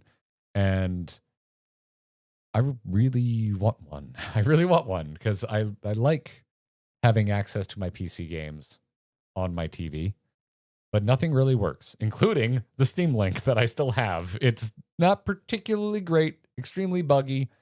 Still has to piggyback off my PC, and then I go in, and sometimes big picture mode hasn't unscrewed itself, so it kind of locks up my system. Yeah, big picture was a hog. It doesn't work great. No, it really doesn't work great. So, like, I really want one of these. I don't know how much they're going to be, nor do we know the exact date that they're coming out. They haven't announced pricing. They haven't announced a date. Rumors on pricing are all over the place. Yes, I've heard $400. I've heard $1,200. Yep. And more. Which, you know, who wouldn't love $400 just be like, one of the few options on this thing is storage space, and I believe you can go up to 2 terabytes on the internal SSD. And I don't know if you've looked at the price of storage lately, dude, but like that's big storage, particularly in like a single slot SSD, is so much money. That you know, if you're going from, I think they said the starter was a gig, half a gig, I don't even remember now, but going from whatever the base lowest memory is, there it is, 512, 512 gigabyte all the way up to 2 terabyte. That's gonna be a massive price jump, I would assume, because storage is just so damn expensive now. Yeah, I can't think of I don't need a lot of space because Steam is fast, so I just move things off and on as I use it. I do not. And that living that way sounds horrible to me. It's not. It's. I don't want to live your life. It's cathartic, you know. You cleanse yourself of games that suck or you're bored of. And I guess I do. I do get rid of ebb and flow. I do get rid of games. Everything else on my hard drive, though, like I don't think typing in add or remove programs. It's a dark place. We don't go there. You need to get that. Steam does make it very easy. You need to get that tree thing. I was thinking about like everything on my hard drive, not just games. I do live your Steam life a lot. Yeah, no, I mean, I don't have a card in my Steam Deck. I love my Steam Deck. It's, you know, best in slot dad, as they often call it. Yep. It is a beautiful, beautiful tool. We could have a hot take every week if we just started a segment on the podcast that was called I Uninstalled, and we talk about what we uninstalled this week. Oh, sure, that'd be kind of fun, actually. Yeah, because sometimes it probably wouldn't be a hot take. It would be like, I loved this game. You know, I'm done. Yeah, you shot the flaming arrow and it landed in the boat and it went over the crest of the hill and you're like, goodbye. Like I beat Hollow Knight. Like that was like, I will never play you again, you beautiful bastard. And it descended down. I could see myself playing Hollow Knight again, even though I haven't beaten it. I'm good. To get the true ending, man. Oof. It was the Halls of Light or whatever the shit that thing was called. That was ass. People want that segment, by the way. People want the uninstalled segment.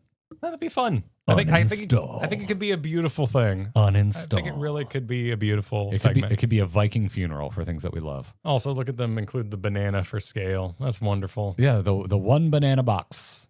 I really want one of this. I really want one of these. If there is one thing I am extremely quick to waste my money on, it's new boxes for my media center. I love buying every console. I currently have every console, and I've been dying for a living room PC. It's only 6 inches by 6. It's actually a smaller cube than I thought. Freaking tiny, man. Yeah, it's a small cube. Freaking tiny, and good on them. Good on them. Right around the time everyone's mad at Microsoft, wondering if there's going to be an Xbox, as Microsoft pleads and begs and threatens that yes, we will be making another Xbox. We promise, which is always a good sign. when you need to convince the public that you will indeed continue making hardware. It's always a great sign. As I knock things. Sorry, everybody. Well, it's it's also probably quite relaxing being Sega, just riding console free these days. Yeah. I mean, they also just canceled a bunch of games that like the week before they were saying they were showing it at preview events and stuff. So I don't trust anything Microsoft says, but they've talked about the next console being more of a PC at home thing than standalone console, and there's also been a ton of rumors that that's the direction that Microsoft is heading with the future of Xbox. This really could upset what is left of their tumultuous brand identity. It's my library. Like that's what it comes down to is I've got a Steam library full of tons of games. Kristen has one. We have that family thing. We've got so many games. When they turn, I don't know how old a kid should be for Five Nights at Freddy's. I haven't gotten to that level yet. But when it gets here, I'm ready. And I could have this in the living room ready to go. I've played my Steam Deck in the dock at night. I hook up my PlayStation controller to it. It goes into my TV. And I played Hollow Knight 50%. And it was freaking great. So I'm really excited for the light of fire. I want to light that fire. I want it to burn those buttocks. I want them to turn red. What? Just legacy libraries on consoles. I just want more. You're thinking about like having one of these just on the TV that the kids are allowed to use. Yeah. And they just have access to dad's library. Just a shit ton of games. That was me in movies growing up. You open the drawer. Yeah, and it's not like you bought those. There was VHSs. And you're like, what the hell is Back to the Future? And it was just in there. Yep. It was just in there. Raiders of the Lost Ark. Scared the shit out of me. Changed my life. Also, Linux, like that's exciting stuff. All the Linux business and talk going on around this thing. What are you talking about? That's just what SteamOS runs on. Yeah, but your Steam Deck is getting away from Microsoft, right? Like not only like competing, but also moving steps away from it. I hear the biggest hurdle is going to be Microsoft has the best tie-ins for anti-cheat. So that's already a hurdle, though. Destiny 2 doesn't work on your Steam Deck for that reason. Yeah. What else is there? There's something else. There's another popular game. Destiny 2 is just the first thing I thought of. But there's multiple games that because of anti-cheat tie-ins, it doesn't play nice. And then you had Larian. Dude, Mr. Larian got on the horn this week and was like, yeah, anyone who wants more power than this is just going to play at their computer. Yeah. Because at that point, you're a connoisseur. You're setting up your sound system for your THX or whatever. Yeah, I think the Steam Deck's been a really good proof of concept that you don't need the most power. Like the Steam Deck has really stood the test of time. People are still buying them to this day. I still hear from folks in our Discord who are like picking them up new or getting a used one for a nice little discount. I still want one. And I think there was I can't remember where I saw the quote, but I think with the announcement of this console, they said that don't expect a Steam Deck 2 until they can make, I think, a 4 times power jump makes sense. Yes, and it requires the battery to be evolved in conjunction with the power. Yeah, I think they were talking about like the battery and the price point. They want it to be more or less 4 times as powerful, and they, the battery life to be comparable and the price to be comparable. So like, yeah, it doesn't need to be the most powerful thing in the world. The specs seem decent for this. They said they're targeting 4K 60, although I do believe they mentioned their own proprietary frame generation, which I don't like frame generation. Like that's the only thing where I'm like, I mean, well, and like I've played Night Rain on my Steam Deck. I just don't like turning shit down that far. And Elden Ring's approved as well, but it's like, I mean, at that point, I'm looking for that more theater immerse experience with a bigger screen. But if I'm playing backpack battles and all the indie cred I usually do on my weekends, hell yeah. I just flip that on the TV. Let them go. It's AMD's. Okay. Everything in this damn thing is AMD. I don't need a powerhouse to run Mega Bonk. Exactly. Yeah. And that's where I'm playing the majority of my games right now. And if I can get most things to look decent at 4K, even honestly at 30, because Lord knows I play plenty of games around 30 FPS on console already on my TV. If I can do anything past that, I'm happy. Did you ever play any of the modern Spider-Man games on your PS5? No. They had I think a 35 or a 40 FPS setting. Massive. It's wild what a difference it makes. 'Cause if you go full fidelity, I think it drops it to 30. But they had kind of like a half step up that wasn't like full 60 and still kept fidelity pretty high. And I loved it. It was great for the TV. Absolutely great for the TV. I'm really excited about this. And we're also getting a new Steam controller. And then they also announced the new VR headset, which didn't see that coming at all. According to those who have reviewed it, it's good. The last Valve headset is a darling for VR enthusiasts, so that doesn't surprise me that the new one is also quite good. This new one has internal hardware, so it doesn't need to be 24/7 tethered, which is cool. I have an extremely old Oculus. I am not on the cutting edge of VR by any means, but as someone with a brother who's super into his Meta Quest, such an awful name for a headset. I still think VR is neat. I don't think it's the future of gaming as I once thought it was, but I don't want to see it go away. I still enjoy VR from time to time, so I'm happy to see somebody still trying to push it forward that isn't owned by Facebook. Tarakai says the emulation community is going nuts for the Steam machine since emulation works great on Steam Deck already. Oh shit! Yeah. And I've heard about this, and like that's a lot of the jokes this weekend were Sony on the call with Nintendo being like, "Hey, did you see this?" And like, "Yeah, we're not concerned, but it's Square. We might need to do something about that. It can run emulators. We got to do something about this." It looks like if Microsoft made the GameCube because it's a black cube. It's like a cube Xbox. Which also didn't help me immediately thinking about how this might be detrimental to Microsoft's future. But it also just might be me feeling quite down on Microsoft as of late. So who knows? Also, there's a swappable front. Close enough. Welcome back, Xbox 360. Yeah, One of my favorite consoles of all time. I'm so glad that there's a swappable front. That's right. Yeah, because you can get stickers that are shaped for your PlayStation 5, but it's not the same thing. Those as are so replacing. finicky. Yeah, no, just getting a whole snap-on plate. The wood one. I love the wood one because it looks like something out of the 70s. The wood one's so cute. My dad's old hi-fi stereo. Yeah, I love that shit. I'm a big fan of that too. Yeah. Sticker bash your bring back wood on electronics. I just want wood-clad electronics. We really need to go back, Kyle. More knobs, more buttons. Death to touchscreens. I think nature's healing. I think we're getting there. I'm feeling. Listen, this episode may not have started in the most optimistic of places, but for me, this year didn't start in the most optimistic of places. I'm definitely ending with pretty high optimism. I'm feeling really good about the future of gaming. Like. There's still some serious insanity happening around. There's massive studios being bought out by entities that I'm not thrilled about and all of that. But no, the stuff that's come out of smaller studios this year has hit for me on a level that they really never had before. I do not consider myself like an indie gamer. I don't go out hunting for new indie experiences. I don't try and shop exclusively through the genre of things made by smaller studios. But this year, it's like it was inescapable. Wonderful, amazing,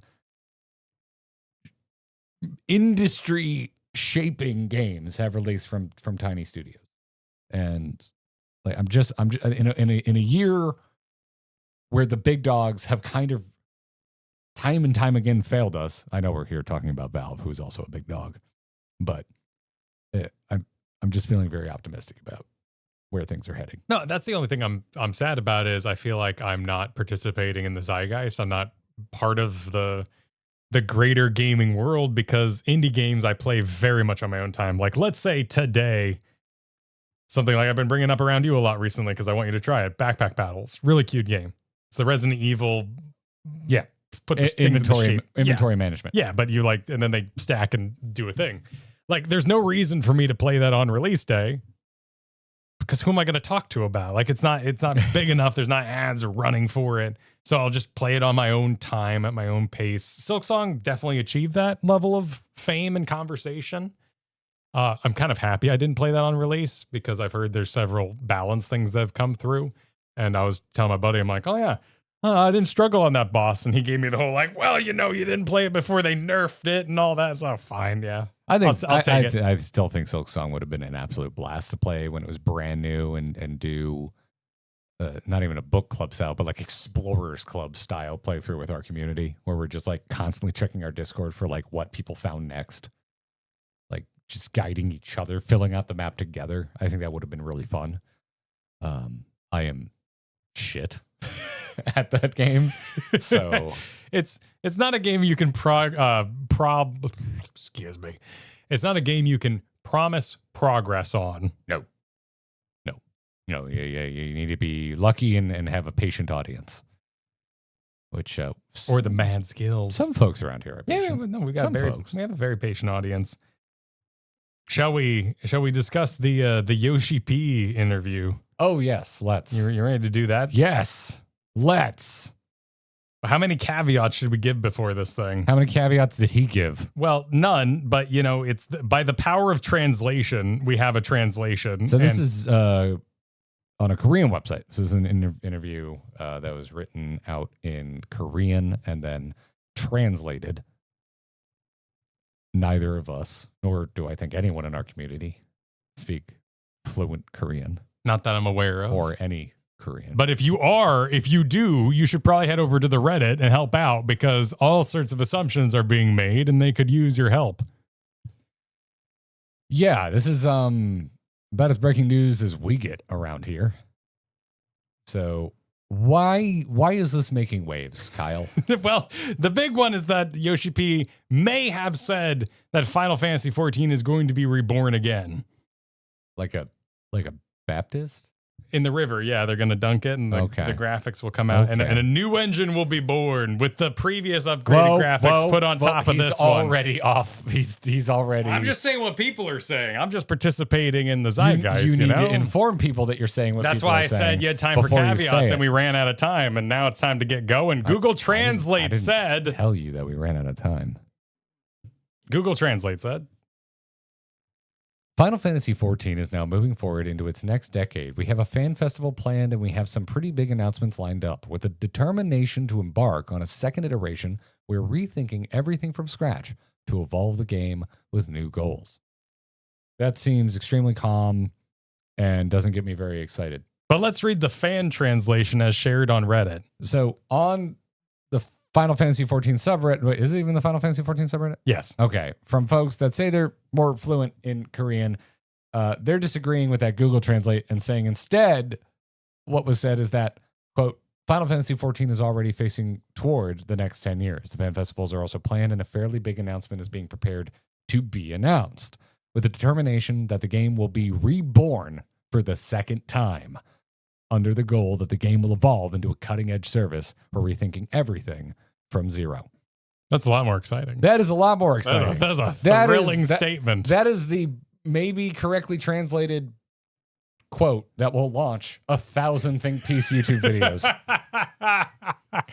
Well, let's just enjoy the hype for a moment, Don't think about it too much. I mean, comparing the two, there's a lot of similarities between whatever way you translate this.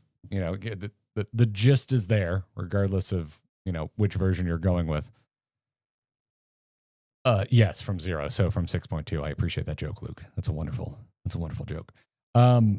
So if anyone is somehow listening to this and like you don't know why anyone would get excited for that, Final Fantasy XIV was famously taken down post its original 2010 release because it was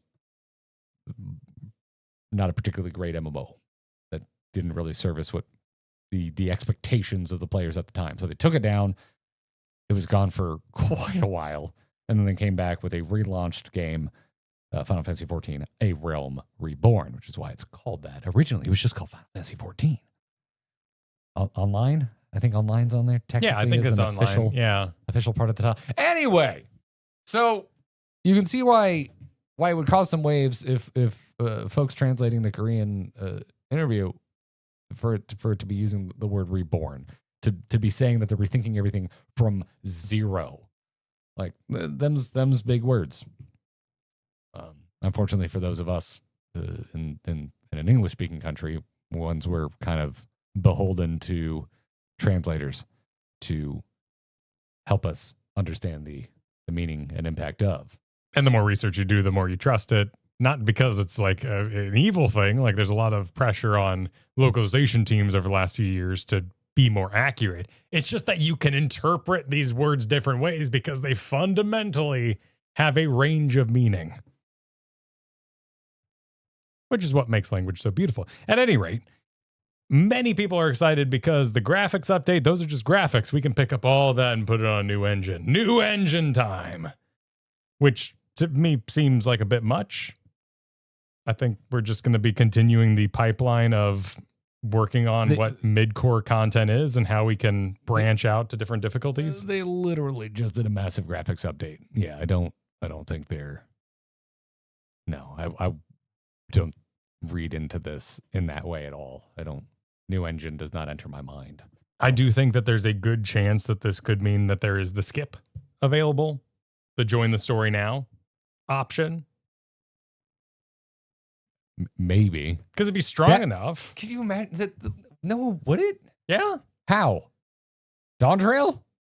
Yeah, you're a traveler with a tool, and you have access to this tool. Go enjoy using your tool, hero that happens to be 100. The word of mouth is going to be so strong in the other direction. Even for people who like Dawn Trail.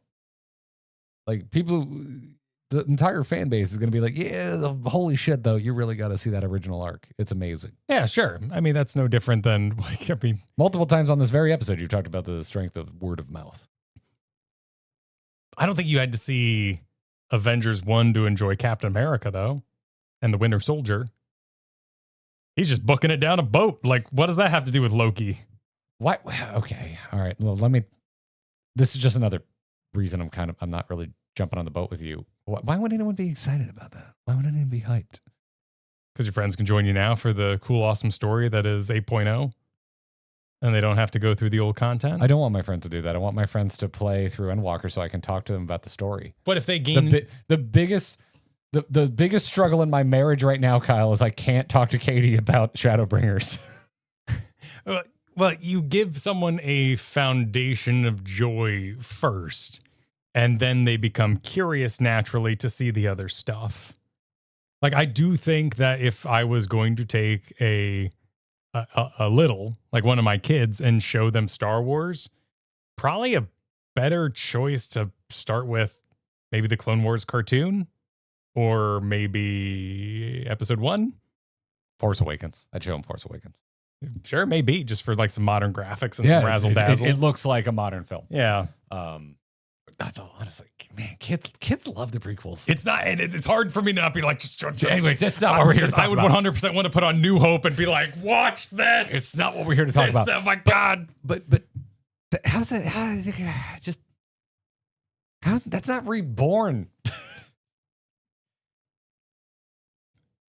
How's that Reborn? That's not Reborn. I mean, it could be. It's a great cleansing of sorts. That's adding a different train card that you can start your journey from. And I think that, well, obviously, Reborn was also translated as evolve.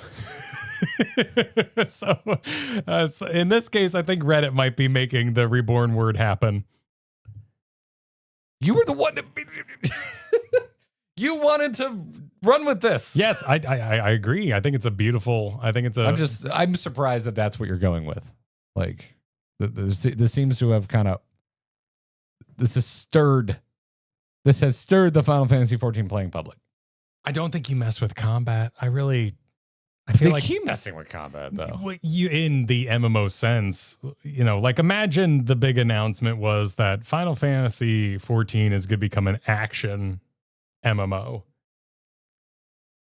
That would incite a lot of people. Yeah, because I'm there to press 1 through 8 with my big hands, yeah. That's the interface. Whatever it is, then my question, like, I don't know. I'm really personally, I'm curious from a narrative aspect, like, what the hell is coming next? Because if there's essentially no tie to Dawn Trail, like, what was the point? You kind of prove the haters right if you just full on abandon anything that was set up in Dawn Trail. But I take a lot of umbrage with a lot of the negative feedback about Dawntrail because I just think it went too far to be constructive. I do agree with folks that are like, there just doesn't seem to be a lot of setup. Like a lot of what happens in Dawntrail is resolved in Dawntrail. There's a really obvious kernel at the end of 7.3 that is carrying forward. I'm trying not to spoil people. I think you're doing a good job. Very obvious kernel at the end of 7.3 that travels forward, but that's kind of it. Like it kind of feels like we're done with like all of the zones that we quested through. Yeah, I don't think you can be concerned about letting the haters win in this case because it feels even more natural than the end of Endwalker. In fact, if you were to buy a boost and then you end up in Dawntrail, I would have freaking all idea of what the hell was going on. Dragons and factions and boats and land masses and everything. I'd be so lost. I'd even like, you know how like we were really hung up on like why are the Scions even here? It kind of feels like they're. You'd be even more confused if you didn't. Yeah, because like who are all these extra people? Why are they here? Why are they voiced? Why are you here? Who are the game doesn't introduce them at all. Yeah, but then the camera, starting at Dawntrail would be legitimately horribly confusing, and it would give you reverence for something you didn't understand. Whereas if it's an entirely new cast and blasting the stars and whatnot, it could be an excellent entry point. So that's why all the new characters get great introductions. That was all set up with plenty of information, maybe even too much information for my personal taste, but whatever. We're not here to relitigate Dawntrail. But yeah, I don't know what to take this, man, because like honestly, I think they've been kind of overhyping stuff a little bit this year. And it's hard for me not to look at this and kind of like put my guard up and be like, I don't, I want to set realistic expectations for myself. I have no idea what this means. I'd love to be wrong that, it's not just a faster horse, that it is an actual battle update, but, it's probably going to be cleansing of various superfluous buttons. I hope it means they're just blowing up the repetition and the pattern of their content release schedule. Just like get away from it because it's really does not appear to be working. No, unless it's working internally. That's the one caveat. If it is a cycle that is working to produce the content, there's so many things you could switch up. Like if you're doing 3 raids over the course of an expansion, do they all need to be the same damn story? Can we do 3 different stories? You madman. Across 3, does it need to? Do dungeons need to have 3 bosses with gates so that you can't pull more than X amount of monsters? Can we switch that up? Can we dare have a dungeon with 2 bosses? What about suggesting 4? That what about 4 bosses? Jafar Jah did not need that much time to enact his ultimate plan? He's cooking, man. He's doing something. The middle chapters of this. People are wrong about what the worst thing about Dawntrail is. The worst thing about Dawntrail are the middle chapters of both raids. They are stinky. Yeah, there's nothing going on happening there. The Alliance raid doesn't move the story forward at all, and I love the fights of Arcadian, like the second wing, but the story just spins its wheels. Yeah, that to me was like because God, I was so invested in the Arcadian story. I love it. It's one of my favorite stories in this expansion. But that second chapter like goes nowhere. So it's like, well, if you're making it stretch already, why not just tell a completely different story? But like those, I don't know. Like, is that a big change? I kind of think it would be. Like, we talk a lot about, particularly during live letters, the formula of the content rollout. And it does seem to be, I think, the most reasonable point of contention in Dawntrail. This story, like, if you think a story is good or bad, everybody is going to have different thoughts. Even if it's popularly not liked, you're still going to have a camp of folks who really like something. I point to modern day Star Wars as also, I think, a really good example of that. But pretty much everyone was like, I think people's patience was kind of tested. The wait between patches is getting just a little bit longer every time, and that little bit longer has happened enough that I think it's starting to feel a lot a bit longer. And then, when you're not really surprised when the new thing rolls out, there's not as many people on your friends list. Yeah. Log in. They've had some small moments of surprise and delight this year that I have rather enjoyed, but they haven't completely upset the apple cart. I think the one thing that WoW does really well in its expansion lead up is they're very good at controlling the narrative about what's good and what's changing. And perhaps their greatest strength is what they're getting rid of and how it's completely different. Because it's not true. You jump in WoW in like 30 seconds, you're going to be like, oh, it's WoW. But if you didn't like the previous expansion, you didn't like the story, the gameplay, the way the story is constantly told at you is, but this is for you. This change coming is because you asked for it. Yeah.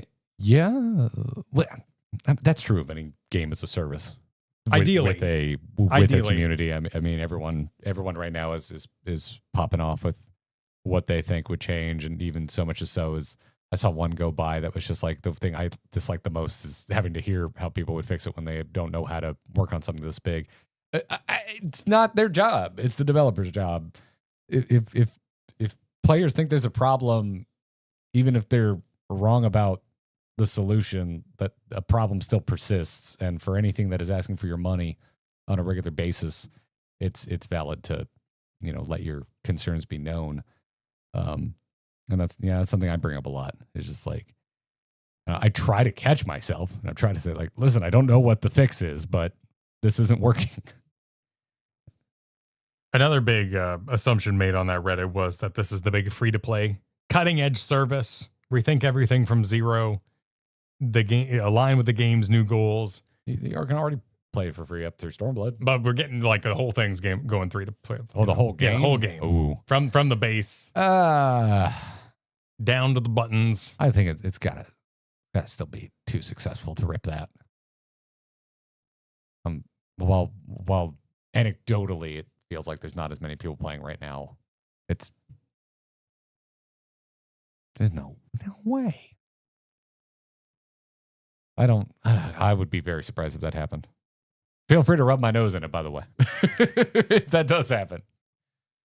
Feel free to make fun of me. Well, and there are games like Warframe that are doing perfectly good and keep changing up their diet and their content with a free-to-play atmosphere.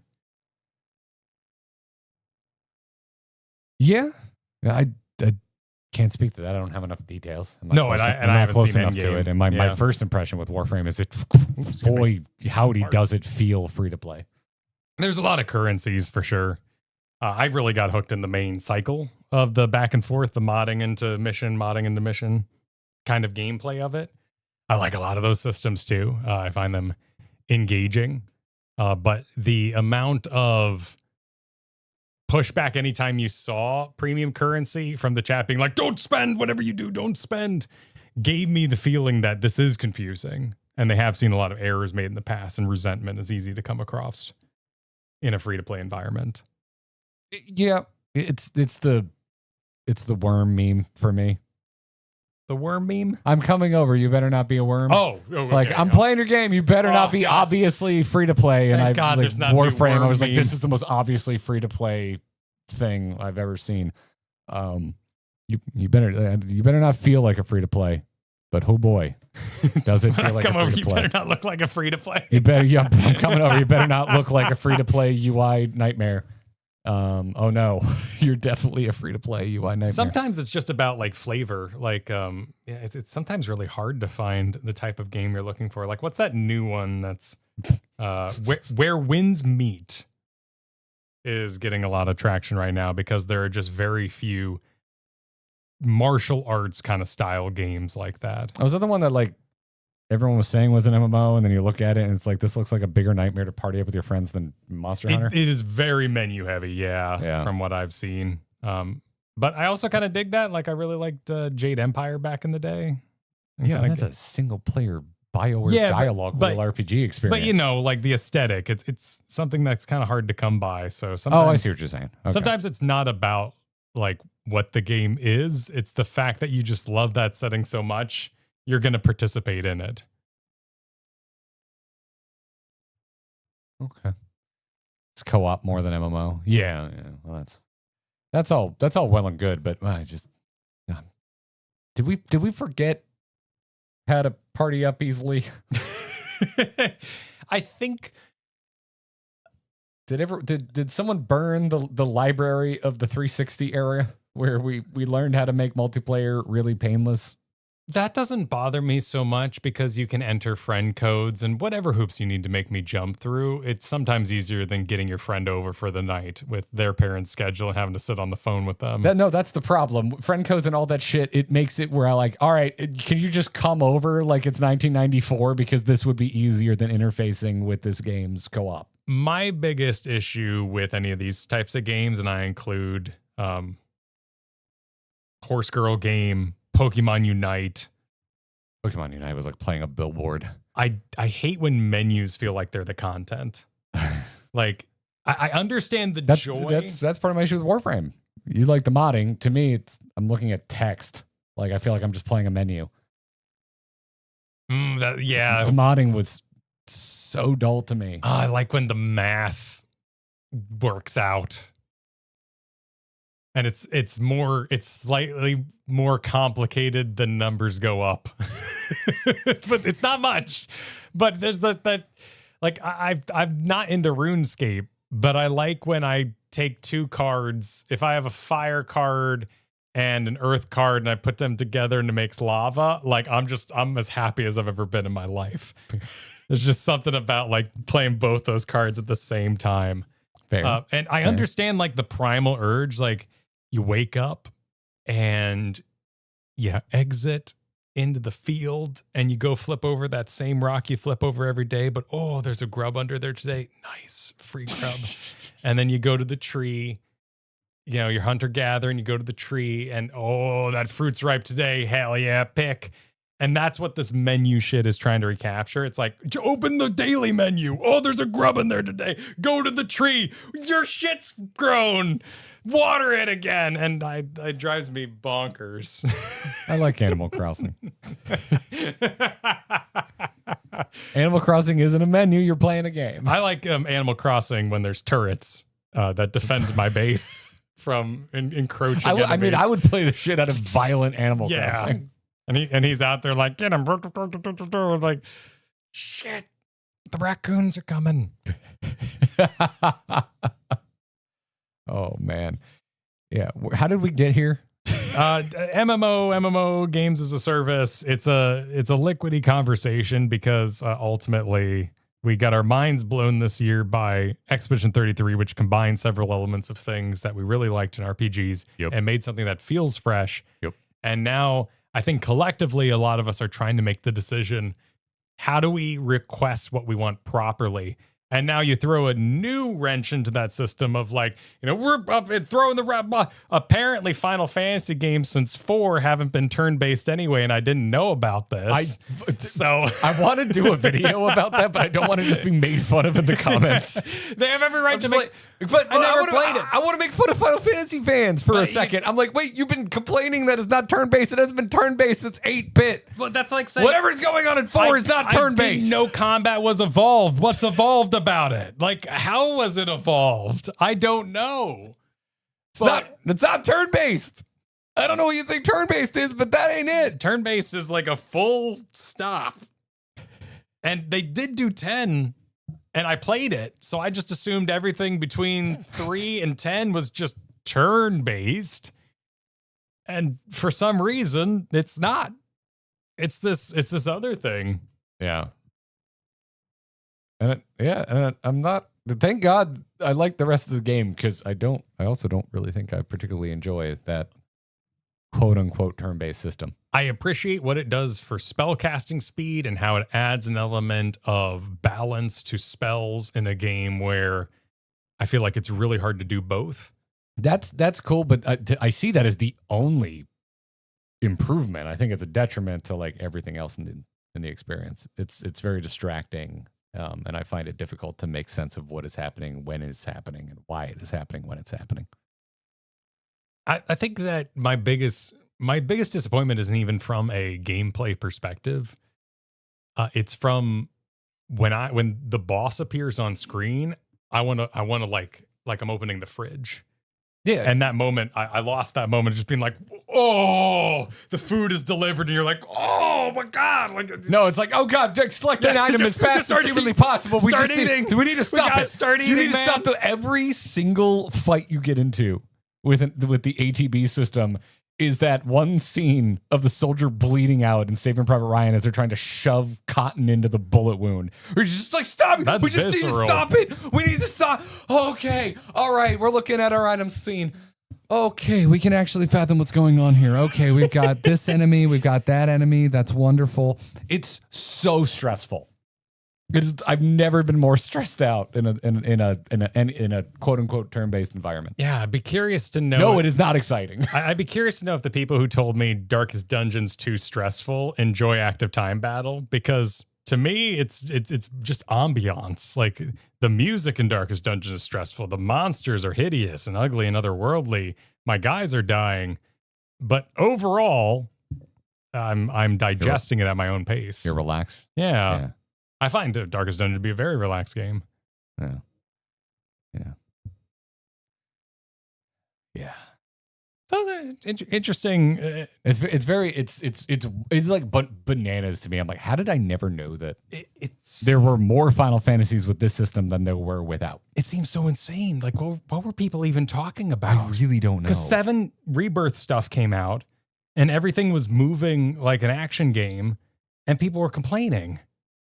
What the hell happens in 7? Well, 7 Rebirth is more of an action game. How? Like, because 7 has active time battle, right? Because it's everything up to 10. I believe it's like a pause system where you can select certain abilities if and when you want to use them, which to me is very Kingdom Hearts. Kingdom Hearts is basically real-time hack and slash combat, but you could also like press and hold a button and then be like, all right, I want Donald to do this. I want Goofy to do this, and then release. And So more like but Dragon Age? neither or- of us have played it. So, Yeah. don't correct us. We're intentionally engaging a conversation we're confused about. Yeah, it's more like on the outside of it. It seems so bizarre. Mass Effect is a good example of Well, this. Dragon Age would be, because Mass Effect. I haven't played Mass Effect, so I haven't played Dragon Age, so can we talk about a game we both played? Okay, with CRPGs, because Shit. Well, Mass Effect is real-time shooting, but you could But you do that- pause combat. You could pause combat to like micromanage the abilities of the rest of your party. Yeah, and it was kind of cool in like a slow motion sort of way. Yeah. FF12 is ATB with pause. FF12 is single-player tab targeting. No, well, and because of the view, I took it more like a CRPG, like a original Baldur's Gate or any of those indie ones that came out over the last 7 years. I need a personal friend to show me how to have fun with the ATB system.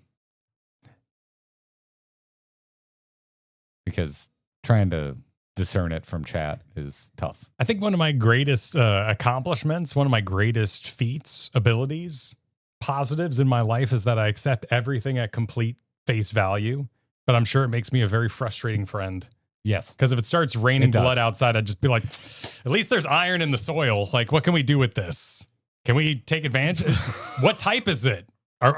Do we not need to collect it blood? Is it, oh, holy shit, it's raining outside? Dude, we just solved so much. Get the bucket. And not for me, for somebody else. Actually, don't even bother with bucket. It's raining blood now. Everyone has free access to O. Sometimes it would be helpful if you didn't accept something. It would be helpful if you didn't assume everything was going according to plan all the time. I tried that, and I still have to deal with credit cards and health insurance and flossing. You know, like, dude, my life was bad. I am so mad right now. I'm cashing in my Japan card. I'm so mad right now. My credit score went down for using my credit cards. Yep, that's how they go sometimes. Because it's higher than usual, because I went to Japan for 16 days. Wait, what? That doesn't count as you pick up your Japan card. That's not a Japan story. What? That's just a domestic normal story. I'm furious. I paid it off. I have accrued 0 interest. It's done. The ledger is balanced. And they're like, yo, I've never seen... I've purchased cars and I've seen my credit go down less than it just went down because I spent a little more than usual. Yeah, wonderful stuff. Yep. Drives me insane. So I made a choice. I have good credit instead of excellent credit for the first time in like 9 years, and I'm furious. Here's Kyle's secrets to avoiding crashing out. 1, take everything at face value and then figure it out later, usually after some sleep. And 2, all objects in your life are visitors. They're beautiful little baby boys. And should they decide to take off, let them go. Everything breaks. Everything gets lost. You know what? Sometimes your objects got to go on little Woody adventures, and maybe they'll come back someday. I don't know why you're saying that, Pariah Dark, but I agree with you. Sleep is very important. Sleep is, yes. It is very, very important. I was actually tired when I woke up this morning. It's the first time that's happened since I got back from Japan. There's your card. Because sleep was so amazing. You guys don't know about how they treat sleep over in Japan. Dude, I woke up at 5 a.m. on Sunday. I went and got bagels at 8. All the other suckers were at church. It was great. There's no line at the bagel place. It was awesome. I had the world to myself. I might start waking up early on the weekend. It was wonderful. Here, I'll play my card. I went to the playground this weekend, and the graffiti on the side of the playground was, "Who cares?"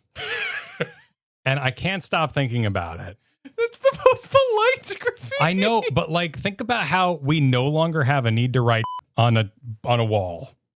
Like we can. Oh, but I still see quite often. But we have reached a stage where I can go find anything I want on the internet at any time. It is actually more rebellious to write "who cares" on a playground than right. Well, listen, in an attention economy, and we are in an attention economy, yes, that is like the greatest dunk. Just like, who cares? Who cares, man? Who cares? That's how I feel about that damn AI Coca-Cola commercial. We generated over 700. Who cares? Who cares, man? Who cares? All right. It would have been nice if you could have told someone you wanted the truck at a different angle, and then they did it because they had the software and talent to do so. But you should care about the Game Awards. I like if I were They're to, fun. I like the Game Awards. Yeah, I like the Game I Awards. think it's a delightful Do conversation. I think they're infallible?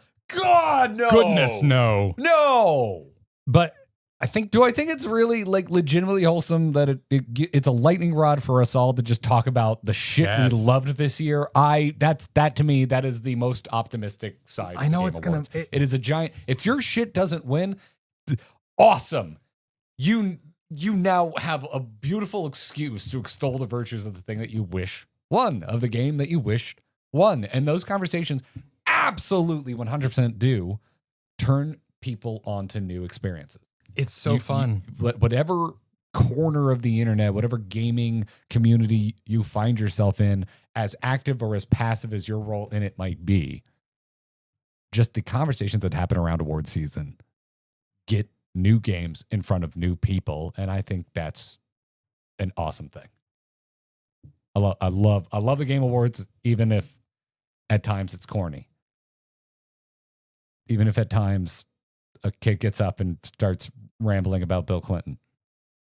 And even if at times Jeff Keighley wears a polo with a blazer. I love the Game Awards. So have fun talking about it. Have fun talking about it?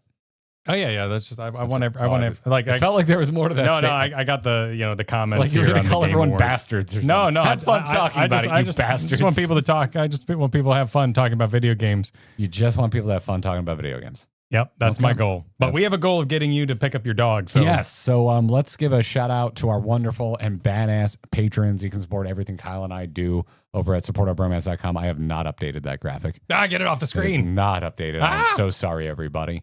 And shout out, thank you to our recent patrons.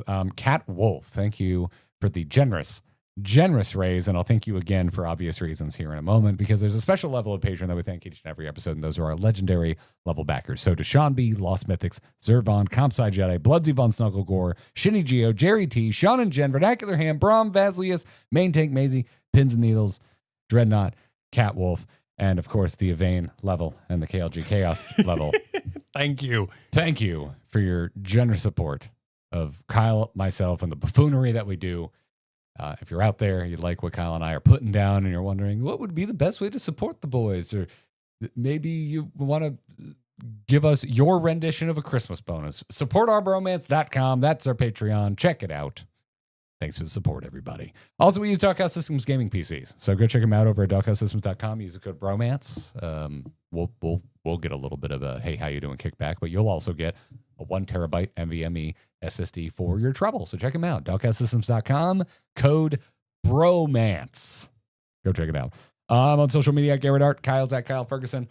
And if you're listening to the audio podcast, go subscribe to our YouTube. Go find Grinding Gear on YouTube. Go subscribe to us. Give us a follow. Watch our recent Carbot Reacts, which is also an interview with 2 of the Carbots. Yeah. John and his brother Andrew. That was a cool the video. Voice and brains behind the Expedition 33 Carbot shorts. It's a tight video. It was the longest day we've ever had interviewing because we behind the scenes, we interviewed John because we talked to John way back in the day about the StarCraft animations back when Kyle and I used to do a StarCraft podcast. And so we interviewed John, and we're like, he just kept coming back to his brother. He's like, oh, yeah, that was all my brother Andrew. He's the voices, and it was our most voice-driven short ever. And then we're getting to the end, and we're like, can we interview Andrew? He's like, yeah, I'm messaging him right now. I think he'd love that, actually. And then like that same day, we had an impromptu long sit-down with Andrew. It was a really fun video to make. And Kyle and Noel did a really good job editing it because that entire effort took place while I was in Japan. So good job on that video because I think it flowed really nice. I told you the edit was tight. I think it was the biggest undertaking we've ever had in terms of just raw hours of footage to make anything. I think there was more than 4 hours of footage. There's, the Claire Obscure in there, but I would say that one Stormblood video I did while you were out of town. Stormblood video? I think it was the end of Stormblood MSQ video I did by myself. I don't think our recording was more than 4 hours of talking. No, that's true. That's true. But in terms of just pure editing hours. Yeah. Anyway, check it out. Grinding Gear over on YouTube. We got some Expedition 33 videos, Final Fantasy 14 videos, retro Final Fantasy videos. Go check them out, as well as all of our live streams. Come join us, you dear, wonderful, beautiful audio-only listeners. Thank you for listening. But also come check us out in visual medium. See what we look like. People tell me my hair exists. It does. GG. Take care, Kyle. Oh, take care. Stop the audio recording. Good call. I'll stop that. This is for visual clarity. Claire Obscure. Did we miss some supers? Yeah. Let me get those on screen here. Or completely. Misclicks happen. They don't need to know about that. It's just very funny because you're like, let me do that, and then he covered it up more. It felt personal. It felt personal. A Vane Super popped out of stream for a meeting, popped back in, and Garrett is asking, how did we get here? The true GG experience. You're damn right. It was a perfect onboarding. In fact, you can buy a skip straight to that moment. No, you can't. Stop telling people this. Kyle needs to stop with the misinformation. Make it true. He needs to stop. Kyle lies to you, everybody. What would you like Kyle to lie to you about? He's now taking requests. Kyle, would you lie to me about live action adaptations about Avatar? Could you make me feel like they're good? I don't think anyone can do that, man. I don't think that's possible. Guy from Beyond said, active turn-based combat is still turn-based. I disagree. I reject. I'm a turn-based truther. I thought it was active time battle. What's the actual ATB mean? I think it is active time battle, isn't it? Yeah. We can't be warping that phrase to suit our own means. Can we scroll up a little? I see one we missed. Give a shout out and a thank you to Clave Man, who said, I beat Octopath Traveler 2 and instantly went out and bought the soundtrack. I've never done that. Can't wait for you guys to experience that. I have played a little bit of Octopath Traveler 2. I really enjoyed what I played. Did you play 2? I don't remember that. I didn't play 1. Yeah, I played 1. I played a little bit of 2 right when it came out, just because it looked cool. And then I was like, oh shit, this seems like it'd be good to stream. And then I never went back to it. It was very disjointed. I've heard that got better in 2, but I remember really digging on one of the stories. And then as soon as the group got together, that story was dropped. Oh, and Rashi wrote, Kyle, will you lie and tell me that it's all going to be all right and I did a good job? I'm sure you did a good job. You did a great job. It's all going to be all right. Yeah, that's not a lie. Well, it's a lie because I don't know all the details. It will eventually be all right. But statistically, I think there's a good chance it's going to be all right. Statistically, I think there's a good chance you did a good job. Yeah, that too. Yeah. 2 is a big step up. Yeah, I've never heard a single person recommend 1. Pretty much everyone universally I've ever talked to about Octopath is like, yeah, just play 2. I think it's cool that they service that audience by still creating turn-based games. And I disagree that can't fill the same hole, but I'm a dirty indie player, so I don't really, personally, 100%, I don't understand the need for great graphics to verify my enjoyment. I agree with you. But I enjoy great graphics are cool. I enjoy great graphics. Great graphics are great, but I don't need them. I just feel like I've not a requirement. And I always have to sacrifice so much for them. Yeah. Unless it's like really incremental, like Elden Ring. Yeah. We need more young friends. I want to talk to like some early 20s about like their proclivity for playing pixel-based games. I mean, I made 3 of them. We just got to wait 14 years. Oh, that's a good point. Yeah. I mean, Flynn's already kind of getting talkative. You know? Yeah. He was telling me about the Minecraft movie. They had damn, I already played my card. However, I did want to say the teachers were so cool that on the 67th day of school, they let the kids go wild. I thought that was pretty cool. Oh, that is fun. Because 6, 7. Yeah, you know, that's really, that is so fun. for that day, all the kids could yell it. And is it dumb? Yeah. But I was dumb too. I loved all kinds of dumb shit. Adorable. Harlem Shake still gets me turned up. You kidding me? You mention Harlem Shake, I'm losing my fucking mind. Like, I was there, man. We had our own dumb shit. Titanius, what was I blame you? Gee, you're regretting not getting the Pokemon figure. Got me regretting a Naruto figure from a year ago. Kyle, you got me hooked on Kaiju number 8. Hell yeah, it's a good one to be hooked on. Hell Dude, yeah. I have so much more knowledge than I want to have about anime figures. You got some good ones. I've been trying to find a bunch of the stuff that I saw in Japan that I was like, I don't have space for this. Because like, I think I want to get a collection of some figures. I definitely want a Chainsaw Man collection. It might be overtaking my favorite anime of all time. I'm kind of just obsessed with it. I love it. That always feels good. I want so I've started looking at Reze figures because really nothing this year affected me other than Expedition 33.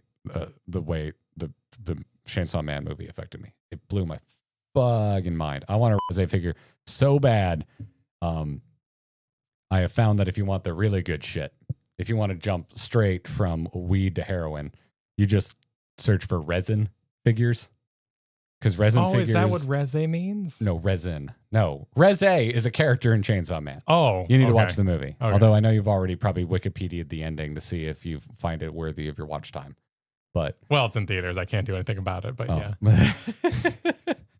I also know sometimes you just read ahead in manga, which is totally acceptable.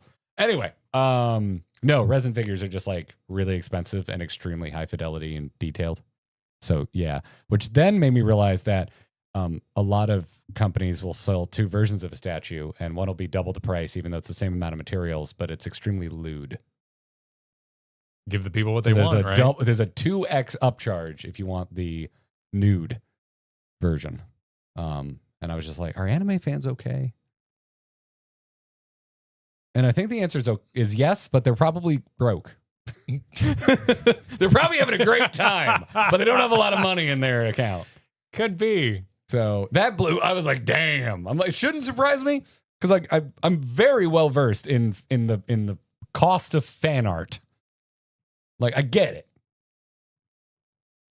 I have a lot of friends who wield their art powers for maybe not evil, but for carnal delights. Yeah. I wonder if figures are having a bit of an uptick too compared to like buying fan art. Since it's, tangible, touchable. I mean, everybody, has their own thing that they're into, man. So no, I mean, as far as I understand, commissions are still pretty healthy for people, that are, that have a thriving commission business. Something you can feel and touch. Yeah. Kotar, hope you enjoy the vibe when you get there. Good luck with your tech week for leading into Christmas. Tech week. We got a new one down at the bottom. What is keep going, bottom. Imarashi, thanks for the super. Earlier callback, I agree about VR in the future, but for sim games like racing and fight sims, flight sims, I think it's huge. I want so bad for War of Thunder and DCS. Some of the most fun I've ever had with a VR headset is racing. People don't think about this, Kyle, but when you're driving, you look at your turn, like you turn your head in the cabin of your car and you look out through the side pillars. That makes perfect sense. You head check your turn before you turn. If you're driving in a video game, it's pretty hard to do. A lot of games you would have to like take your fingers off of what might be the handbrake to then like try and finagle the thumbstick to look at your turn. And if the sensitivity isn't perfectly dialed in, it throws you off. But being able to full move your head in the cockpit of a car while driving is awesome. Also, Star Wars Squadrons, the X-Wing TIE Fighter game that is full VR support, actually made me misty-eyed because all I've ever wanted to do in my life is sit in a TIE Fighter cockpit. And if that's something that is important to you, if you grew up playing TIE Fighter or X-Wing, I really can't recommend it enough. I get that 100%. Buy the cheapest VR headset you possibly can. Buy the cheapest flight stick you possibly can and play Squadrons. It is a religious experience. First thing I did was look behind me because I'm like, what's really behind a TIE Fighter chair? Was it just chair? No, there's nothing. It was like fully rendered. You can look at, so you have that TIE Fighter toy in here somewhere. Yeah, there's the holes in the ceiling. You can look up and there's the slots and you can see space going by. That's cool. It was amazing. I put our friend Abby in it because she has a screen accurate X-Wing cosplay, X-Wing fighter cosplay. She's Star Wars trash. And she like the biggest grin I've ever seen, and then immediately get this thing off me. I'm gonna throw up. Yep. And it was so sad. That's the technology I'm waiting for too. Because it was like she had the same experience I have, where it was like I knew this was important for her, and then the motion sick immediately hit, and I was like, no. So, yeah. Anyway, I need to go pick up my Forerunner because I finally got the window fixed, and then I need to go pick up my dog. Sweet. Well, let's get you out of here. Cool. GG, y'all. We'll be back tomorrow with more Final Fantasy IV. Bye. Bye now.